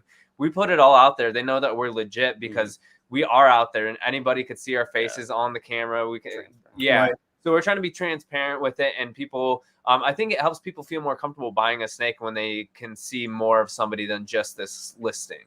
I agree with you too, and I mean, I did a whole video on basically how much I made, which turned out, spoiler, I lost money, but I shared all my books. But one of the points in the video was I'm not YouTube monetized yet, although actually I should be there by the end of this month. But I did sell about 50% of my inventory through YouTube. So yeah, okay, there's the monetization right there. I don't care if YouTube ever pays me. If I'm moving 50% of my inventory through this, and I could scale that up as I scale up my production, I don't really care if YouTube pays me or not. Now, if other people want to give me free stuff and other people want to give me sponsorships and that kind of deal, and if the affiliate streams, I love the idea of the long-term slow build. When I started investing, 20 years ago, it was $20 a paycheck. Well, I'm at a point now where I wasn't scared to quit my career of 25 years. So, I'm not done, but it all starts small and all builds from there. And I think those affiliates can do that, I think. And it's a lot of little things that over time make very, very big things. And in that way, it's like a ball python project. I believe that as well. Mm-hmm. Oh, absolutely. Yeah, I would definitely agree. Yeah. So let me see here. We talked about recessives and double and triple stacking. We touched on it, and I talked about it a little bit. What recessive projects are you guys working on? What are you all excited? I know you talk about Desert Ghost. That's really hot right now. Mm-hmm. Yeah, one we didn't. I don't think we mentioned it. We're doing Puzzle Clown. What else do we got? We could just list all the recessives we're working with, and at some point in time, we're going to throw as many together as possible. That's Puzzle, my we just got into the Clown project. Albino, Hypo, Desert Ghost, Axanthic, Piebald. I think that's the 7 that we're on right now. Yeah. I'm not in Puzzle. I think the rest you mentioned, and then Lavender, Candy, Cryptic, Krypton, project this year. I think that's it. I think that's what I'm working at. So I've never actually counted them up. What would that be? 10 and 9 or 10 that I'm working on. So that's solid. But like I say, my whole, just like you said, every one of those got to go across something else. And I really do. Maybe I just need to count it up right now. I've got Pastel for Doms. I got Pastel, Banana, Orange Dream, Enchi, Yellow Belly. That might be it. That might be. No, I got a Super Mojave. He's a ghost. Super Mojave. But yeah, I mean, I have much stronger focus on recessives. But you brought up a cool point, because I was trying to think how to. So I use these analogies that are imperfect, but one of my other passions, along with guitars and snakes, is wine, and that comes from the restaurant industry. But in 2011, I made wine in Napa at a winery called Clodoval. I did an internship out there. And one of the things I found was there's these huge players that make wine, and everybody, not everybody, but in the wine world, everybody knows them. But what nobody knows are these other millionaires that surround the wine industry. So barrel makers, the tank makers, the software companies that regulate the thermostats. And I was like, and they don't have good or bad vintages. Every vintage, though, that stuff gets bought, man. It don't matter if they're getting paid, whether that winemaker knows their stuff or not. And I got thinking, like you said, the future of the industry is probably recessives. So what if I could be the guy that made the building blocks? You want to dump all the other DOMs in it later. You're going to always need those core. You're always going to need. Absolutely. You want your clown pied and 9 other dominants on top of it. Cool. But you still get the hardest part of it's going to be getting your clown pied to begin with. Well, I could be that guy cranking those out. Oh, I love that. I love that mentality. And that's, to be honest, I was really nervous about that. And that's one thing Josh is like, we should just try it, because during that crash, well, I guess I should say prior to that crash, there was a lot of mistrust around buying hets. So even still there's hesitancy, but at one point in time, nobody would buy hats unless you knew the breeder personally. Right. And so that's one thing that I was like super hesitant. I was like, if we're creating these hats, nobody knows us, nobody's going to buy it from us. But what YouTube actually ended up doing for us is we showed our pairings on camera. Yeah. They saw these snakes breeding. They saw that we had the parents. We showed all of the clutch mates. And so people are able to see that we're legit. We're not going to scam you. So that was why, I mean, I wanted to learn, and YouTube overlaps. So like the skills that I'm learning on YouTube, put it this way, if I can advertise snakes on YouTube, I can advertise any other thing in my life I'm passionate about. Right. So, or professionally. So if I'm working for a company that sells weddings and we execute weddings, if I could build a snake community, I bet I could build a bridal community, because there are a whole lot more people getting married than have snakes. So it was worth it that way for me. But the other part of it was just what you're saying. How am I going to prove who Adam is, and why would anybody buy from me versus, not that we're direct competitors, but versus anybody else out there? Yeah, for real. And that's when I was like, YouTube has to be that avenue, and I have to be transparent, and I have to be me, and I have to share and be open, kind of thing, Absolutely. Yeah. Absolutely. Yeah, that's a really interesting concept. And it's, a lot of people that are getting into it, they haven't been in it long enough to know the het mistrust era. So, I mean, like, even though it's still happening, that's a lot. Oh my God. Check out Bod's Exotic Reptiles. That's Jeremy. I met him at the Daytona show, and he's been real good to me. Actually, he's invited me to come down and maybe to come over to another show with him sometime that I need to get with him about. But he's got a clown pied, albino lavender, puzzle, genetic stripe, pied, desert ghost, cryptic krypton. You're cheating there, Jeremy. You're doubling up on us. Okay, cryptic krypton, monsoon, and ultramel. He's literally missing tri-stripe and monarch. That's it. That's ridiculous. Yeah, it was puzzles there. Oh, he's missing sunset. Sunset, yeah. Steven and Courtney are crushing it on sunsets right now. I would be, you know what? That'd be a fun show, just to have people list their recessives. I wouldn't. That would be cool. Kai is on the show pretty often, and maybe he was on earlier. He's got a bunch of cool stuff too, and he's not messing around. Jeremy, that's the assassins I'm working with. I made less. Oh, okay. He's like, there could be more. I don't know. Maybe. Speaking of shows, do you mostly hit shows down in Florida, or do you travel anywhere else for shows? To be honest, I'm new enough at it. I think I could count. I think I've only ever been to 3 shows. Okay. One of them was Daytona, so that's pretty good, Yeah. I want to go to the big problem is when I go to a show, I buy stuff, and I need to be disciplined, and well, if you have to fly to a show, then it helps you stay disciplined, because you can't take a snake back on the plane. Yeah, that's true. I don't know. I talked about there's another breeder that doesn't go in the audience, and maybe I shouldn't say exactly who he is, but so that experience I had in Napa, where I called a really respected winemaker that I respected, and I was like, I'll come work for you. I'll work for free for you. I just want to learn. I don't care if you have me mopping your floors. I want to be there in harvest, and I want to bust my ass, and I want you to put me to it, because I want to learn. Yep. And I've kind of had that conversation with some breeders, and a few people are like, I can't find anybody, you know, a guy from Tampa, he's like, I can't find anybody to ride with me up to Tinley. And I'm like, say the word, man. I'll jump in the van. They're like, I'm a musician. I've lived in a van with 4 other dudes and played music for a living. Like, I'll ride with you to Chicago. I don't care. Sure. You know, so that's that. I don't know that I won't say ever, but I don't know that I'll have the inventory to make shows. I really want to do it, but that's pretty expensive to vend and to get all of that. Oh, yeah. I just meant attend. Yeah, we No, haven't. I know, but I don't know. Yet. Yeah. The best way to learn for me is to go like do the business side of it. Just walk. Yeah, around for sure. Yeah. I want to get behind the curtain. I want to know what goes on. So I want to see and vend, but I don't think I'll do it myself. So that's the way I can do it, is kind of play around with somebody. Oh, so your buddy is gonna vend at Tinley? Oh yeah, this is a vendor. This is a breeder. He's better, man. That's he's got a table and all. He's set it up. He's just like, oh, absolutely. If you have that opportunity, take it. It's one of the best experiences. Right. Yeah, absolutely. You learn so much more from being behind the table. Yeah, and that to me, that's a cool thing, and like it's just a whole.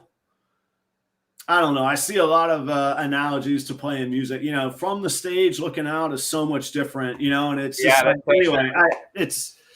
I'm going to figure it out. Somebody will be like, Adam's pretty serious. He will come work and do it. I'll come work and do it. Let's go. So there's a couple guys that have been really good, and we're just working out schedules and stuff like that. And we'll see. I don't know that it'll be Tinley that it'll happen, but certainly around Florida, it'll happen. Absolutely. Yeah. Well, someday we'll have to link up at a show. We're mostly we do Arlington, Tinley, and we're hoping to expand eventually, because part of what we're hoping to do at shows is get some YouTube content, and we're going to kind of funnel that through the business. So use it as a networking event. And then also, so it'll be. Did you vend at those, or you attended those, or both? We just attend. Yeah. We just attend. Yeah. Oh, sorry, I bumped the table. Yeah, I've seen your videos on going to the shows. It's very cool. I actually have that on my notes. Like, all right, the NARBC shows here. Let's talk about that. Yeah. So we love filming there, and the videos that tend to do the best at those shows are just when you pick out the most insane snakes. People want to see it. So one of my best ones was like my best in show video. They're great, but I could have picked 10 other best in shows, you know, like they're phenomenal, you know. And everybody's geeking at those big shows. Everybody's geeking out, man. Like Steven and Courtney picked up a handful of sunsets and het sunsets, and it was just like, you may as well have given a kid a jar of candy and then just been like, go, you could do whatever you want right now. And just, you know, they're just going crazy. Yeah. So absolutely. It's a fun scene. Anytime you could be somewhere with similar interested people that are geeking out over the same thing, it's really cool. You know? Yeah, it's a good time. What's that analogy? What is it, like? Snakes is the only hobby where you connect bikers and doctors in the same building. Like, somebody said it one time. It's like the reptile industry is the only place where you'll find a doctor and a biker hanging out, having a good time, talking about the same thing. I don't know exactly how the saying. I'm butchering it bad, but that's like, that's so true. You're getting people from all walks of life in this industry. It's really neat opportunity. You do, and I've talked to a few of my guests. We've never made it a focal point because I don't ever want to bring, you know, some people take some things that I mean positively as divisively, but you know, the representation and the equality in this industry is really pretty good. Now, I get the irony of 3 white dudes saying that to each other right here, but in general, I really do. I've loved the diversity in it. I've loved that it's not like, it doesn't seem the forefront of people's mind. It just seems natural that we're here. And same with Gershon did this killer show where it was all women breeders, all female breeders that were just fantastic. And you go, this is cool. And like even rock and roll is not that well represented. You know what I mean? Diversity, and it should be. I mean, music is at the forefront of those sort of social scenes. But anyway, like I said, I don't want to make the show about that, but it was just really, it's a cool thing. And just quick clarification, and it's actually a little bit more diverse in the house than you think. We're with 2 half white boys right here. So, even better. All right, my point. My apologies for being so. No, it's all good. No, it's all good. Yeah, so mom's Pakistani, dad's Czech and Irish. They're both born here in the States, but that's where their families come from. Man, case in point, and thank you for clarifying for me. And I mean, I appreciate it. That's awesome. So my case in point, where Yeah, absolutely. like fantastic, and we didn't even make the show about it. I wasn't like, all right, check them off my list. Yeah, like God, how horrible is that situation? Yeah, So, yeah, you're not even focused on that. That's just part of how it is. You're not focused on the diversity. It just happens to be there. But the thing that everybody has in common is they're so excited about these reptiles, all the morphs, and they're just geeking out. Yeah, like you said, they're just geeking out. It's a very cool. Those kinds of shows are cool. There's guitar shows like that. There's wine shows like that. But this is a cool industry, and I've heard horrible stories of how toxic it either used to be or it is in some places. And I have seen some live streams where I was like, I don't want to be that live stream. But by and large, it's been really, really cool, man. Oh yeah, I agree. For sure. There's a point in time where everybody wanted to be super secretive, and everybody was, I would say, not so kind to competition. And that didn't work out. The reason why that's fizzling out is because that's not a sustainable system. The industry as a whole can't be like that. You have to have people collaborating and working together, and there has to be a support system. Otherwise, it's all going to fall apart. So. Yeah, and I think that mindset is actually going to be a hedge against a crash as well. I think right now there's more people enjoying this hobby and enjoying the animals in the hobby probably than ever before. Mm-hmm. And just like any portfolio, the wider spread it is, the more diversified the portfolio is, so to speak. And I'm treating our whole hobby industry as a portfolio. I think now versus 8 years ago, just the presence on YouTube and social media, it just tells me that I think there's a lot more protection and a lot more safety net built into it right now than ever before. Yeah, I would 100% agree with that. That's the one thing that I'm like very optimistic about, is there's a lot more supportive people. You don't get on Facebook, I guess sometimes it can get a little bit abrasive, but like you got your people on your Instagram and all of your live videos that people are super supportive and uplifting, welcoming. Everybody in the comments has been saying hi to all the new people popping on. That warms my heart. I love seeing that. That makes my day. I got to tell you too, and I hope I've said this publicly before. I think I have. Most of the people in the audience, I see them here weekend. I mean, there's 30 people, and we're coming up on 2 hours. Which, by the way, guys, we are going to shut this down at 2 hours. Totally fine. One of the things I didn't want to be was one of these like 5-hour live streams. Good Lord, I got to have something to talk about next week, But the people that come back regular, first, I'm humbled by it, but secondly, there's so much knowledge out there. Like, I don't do this show to convey that I think I'm the expert. Man, this is like a master class that I get between the comments and between the guests. I'm like, hit me. I'm here to learn. And it's, I think that stuff when you couldn't do live streams like we're doing 6 years ago. No, you really couldn't. It wasn't accessible to just the everyday Joe on a webcam or a cell phone. And yeah, I mean, I've spent more on it now, but anyway, just all of that being so accessible. You talked about Gary Vee earlier, very early in the show, man. Talk about a guy that gets it and sees just so much opportunity in the world that we're in right now. I'm a huge fan of him. I actually have to stop watching him sometimes because I'm just like, how am I going to go take over the world? And it's like, slow down, man. Yeah. So he's good. So what I've kind of driven the conversation, and you guys snuck in with one topic earlier, but what can I offer for you guys? What do you guys want to talk about? Do you have topics? Nothing particular. Business is Josh loves business. I get really into like personality and leadership stuff, and there's a lot of the way that you carry yourself and the way that you speak, whether it's from personal experience or going through trainings or stuff like that, you hold a lot of those very strong leadership qualities. I think that's super cool. And I was just wondering, have you had like training on that, or is that something that just came with years and years of life experience and industry experience? Well, first, thank you. That's cool. It's really cool. And I worked at it, but some of it is just time. Some of it is nothing but doing the same thing for 25. I was 25 years in restaurants. So whether I was a dishwasher or whether I was the food and beverage director running 3 or 4 or 5 restaurants or however many venues, I was in restaurants. So I was on the receiving end of good leaders and horrible leaders. Mm-hmm. And I always remembered that, but I started as a dishwasher. So to this day, if I walk into a kitchen, as a musician, I walk into a ton of kitchens. The first person I say hello to is a dishwasher because they're usually the last one that gets said hello to. Everybody will say hey to the hotshot grill cook or the hot bartender or whatever, but how that dishwasher's treated is really indicative. So that's kind of me in a nutshell. As far as training, I worked for 10 years. I worked for Ruby Tuesday, which is not the company now that they used to be. In the mid 90s, they were at the forefront of the casual dining game. And they had a manager training program called Wow You, which is cheesy. And like, I think there's a scene in Waiting that ripped that off. Like, I think there's actually like literally were like, yeah, they had consultants for that movie, but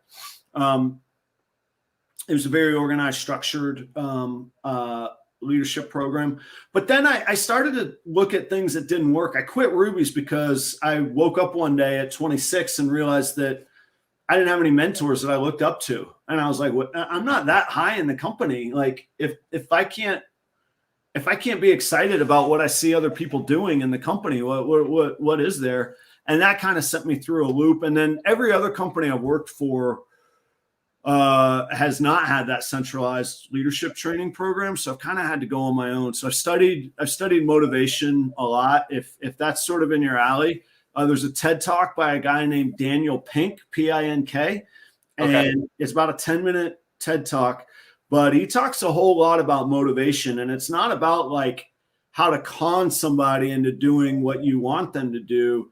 It's about having a shared vision, allowing the people, everybody involved that you're asking to deliver the mission to be able to have input and to share in creating that vision. And if you could do that, you can motivate anybody. So you think about great football coaches. That's what they do. You think about,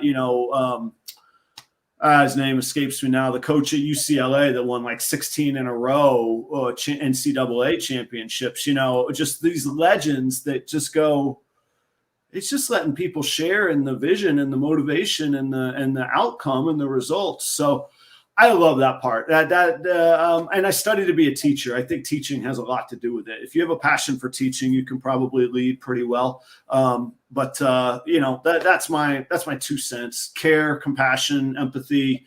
I like the restaurants too because it was a real meritocracy. Like I worked with people that were homeless. I worked with the owners that were in the big mansions, and we all produced killer experiences for our customers.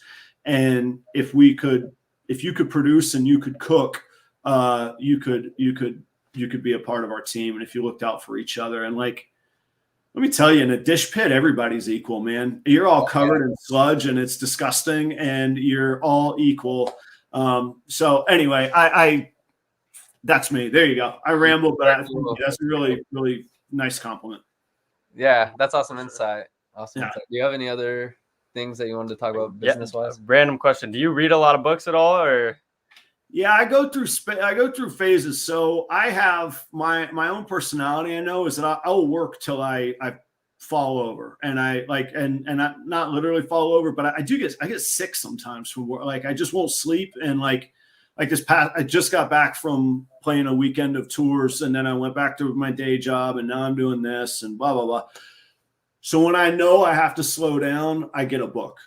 Mm-hmm. And I put all that kind of frantic energy into a book. Otherwise, my frantic energy goes into making money and figuring out like NFTs and buying sinks and all that stuff. So I go through phases. So I probably like every month to 6 weeks, I'll force myself to slow down. And that'll be my no TV, no touring, just take a week off, just stop. And I'll just pack in some books on that. Let me see here. Recent winners. I love Austin Cleon, Show Your Work. If you want to talk about community and business and creativity, it's all in one, and it's written like a kid's almost storybook. You can read it in an hour and a half. It's amazing. I love it. I keep it right here. What else we got?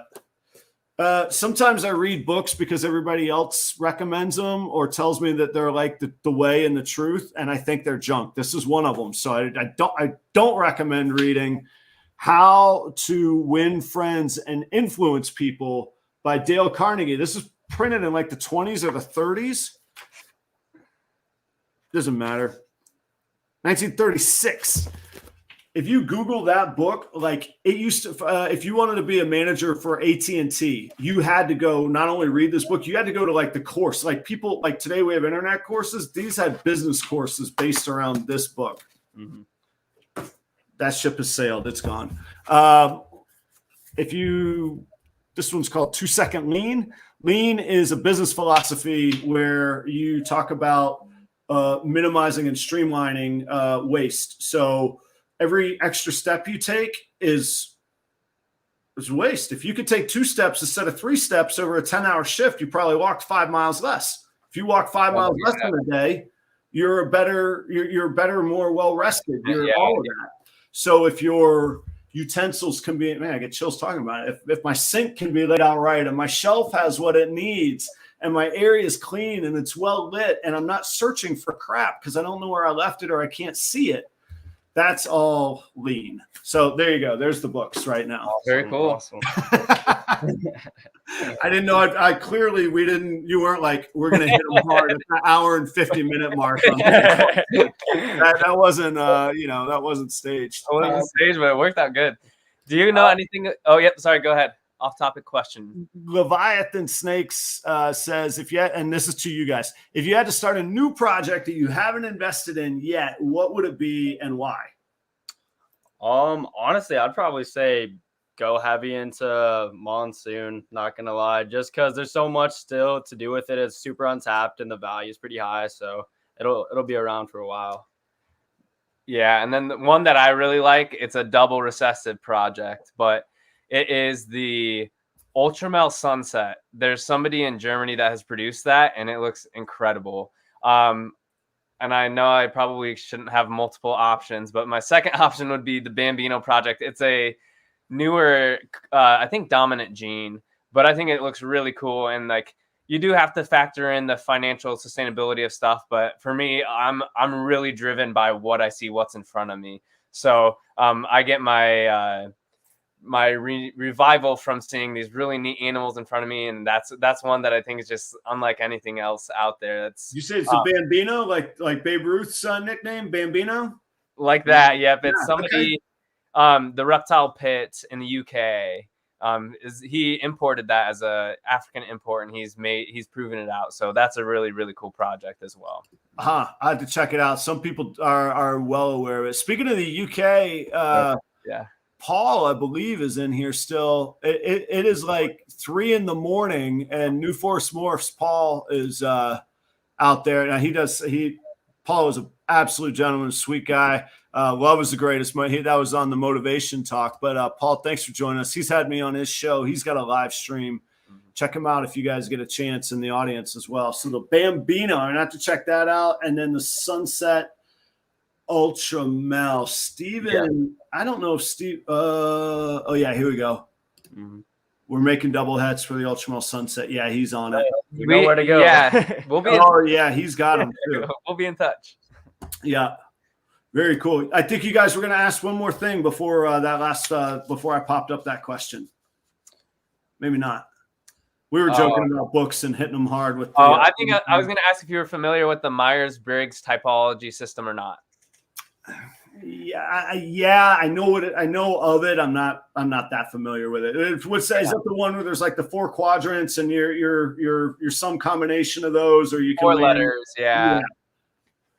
I always came out pretty evenly split on those. Not quite like 25 each, but like I remember in high school, like I had a psychology class, we took it, and then in college I took one. I'm like, is this nonsense or am I like, I don't know. I don't remember what they are, but I remember that I was kind of split evenly on those. Fair enough. Fair enough.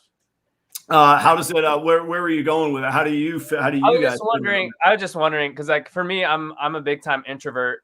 And I mean, it's a lot more complex than that. But for me, that like understanding that I was an introvert was a really, really big deal for me, because then I realized why I function different than a lot of people that I was around, and why I needed a little bit more time to kind of process and absorb things and reflect within. Whereas Josh, he's extroverted, and I was wondering if you knew if you're more introverted or extroverted. And I'll give you the answer that most people don't believe. I am most comfortable introverted. Okay. My job has required me to push that, and obviously music I love. People don't believe me. Music to me is like jumping out of a plane. I still am. I've been playing music for 25 years and really performing in some pretty big venues for 10 or 12 now. And it terrifies me, man. Like in a good way. It's a safe way. I know I'm not going to get hurt. I might suck, but I'm not going to. But I don't think I do. But the worst that can happen is not that I'm going to bounce off the ground after falling 3 miles straight. That's not going to be the case. Man, the bots are just killing it tonight. I literally have never had one. I'm on my 4th person I've busted out of here. So strange. But I'll tell you one for the 2 thoughts on that, and I promise we're going to wrap this thing up. Yep. So, Josh, on this show, just on the small sample of 2 hours, I would have thought it was the other way around. And that's what everybody says about me. They're like, man, you're comfortable on camera. You practiced with your public speaking, as I stutter through saying that whole thing. But the fact is, Jace, what I found is that lack of comfortability has made me rehearse and polish everything I do so that when I do put it out there, I am less of a threat to my introvert self, because if something goes wrong publicly, I feel like it hurts, lack of a better word, hurts. It hurts me more than it would, like an extrovert. That's just what they do. They screw up in public. They do great in public. You're just all over, right? Yeah, for sure. The introvert says the stage ain't the place for practice. The stage is the place to perform your craft. Absolutely. And that always struck me. And I stole that from there's a guitarist, man, all kinds of names going away from me. He's the Allman Brothers' nephew. He's a killer slide player. He's an incredible musician. I can't think of his name, and he's my age. Anyway, his quote is, "The stage is not where you practice. The stage is where you demonstrate your craft. If you haven't practiced, don't get on stage." That is an introvert mindset. The extrovert goes, "How else am I going to learn?" And they're at like improv nights. They're at open mics. They're like, "I got this," So, anyway, there you go. That's my thought on that. Very good. Well, we're right about it. We just hit 9 o'clock, so we're gonna have to wrap up. I think that was an awesome way to wrap up. Yeah. And, I want to tell you all, thank you so much for being here. I think this is the longest, other than maybe the Christmas party one where I just invite everybody back. I think this is the longest we've gone.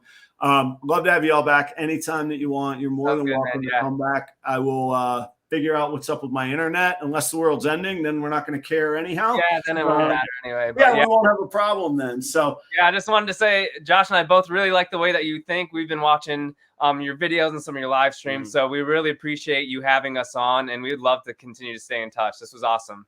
Yeah, I would like to as well. I'm happy to share anything I know, but you guys are, as far as ball pythons, you guys are so far ahead of me. I want to say the same thing to you. I can learn a lot from you, and I do hope to stay in touch. If I could be of assistance anytime, and I know I'll be reaching out to you guys as well. And I do look forward to our paths crossing on shows, hanging out. If you come to Florida, or if I hit the Midwest, like I say, that's where my wife is from. So, I'll be up there. Before we go, I want to say thanks to everybody in the audience. I literally couldn't do it without you guys. Speaking of records tonight, we got up to 34. I saw at one point. I think I would have to check, but I think that's one of my personal records. So can't do it without you guys, all you longtime watchers. Thanks very much. And I don't ask this much, but I'm like 22 subscribers away. Spread the good news. Get me above 1,000. I don't beg. I don't ask for subscribers. When I generally don't even. I have a little like ticker in my video, but I generally don't even verbally say it. So yeah, we're gonna boogie. Jeremy says, "Wait, what? It's 10 p.m. Yeah, we spent some good time together tonight." I could ramble on, gentlemen. Thank you all. Best of luck to you. Stay in there. You guys go. Okay. Yep. All right. Cheers, guys. Peace out, guys. Bye.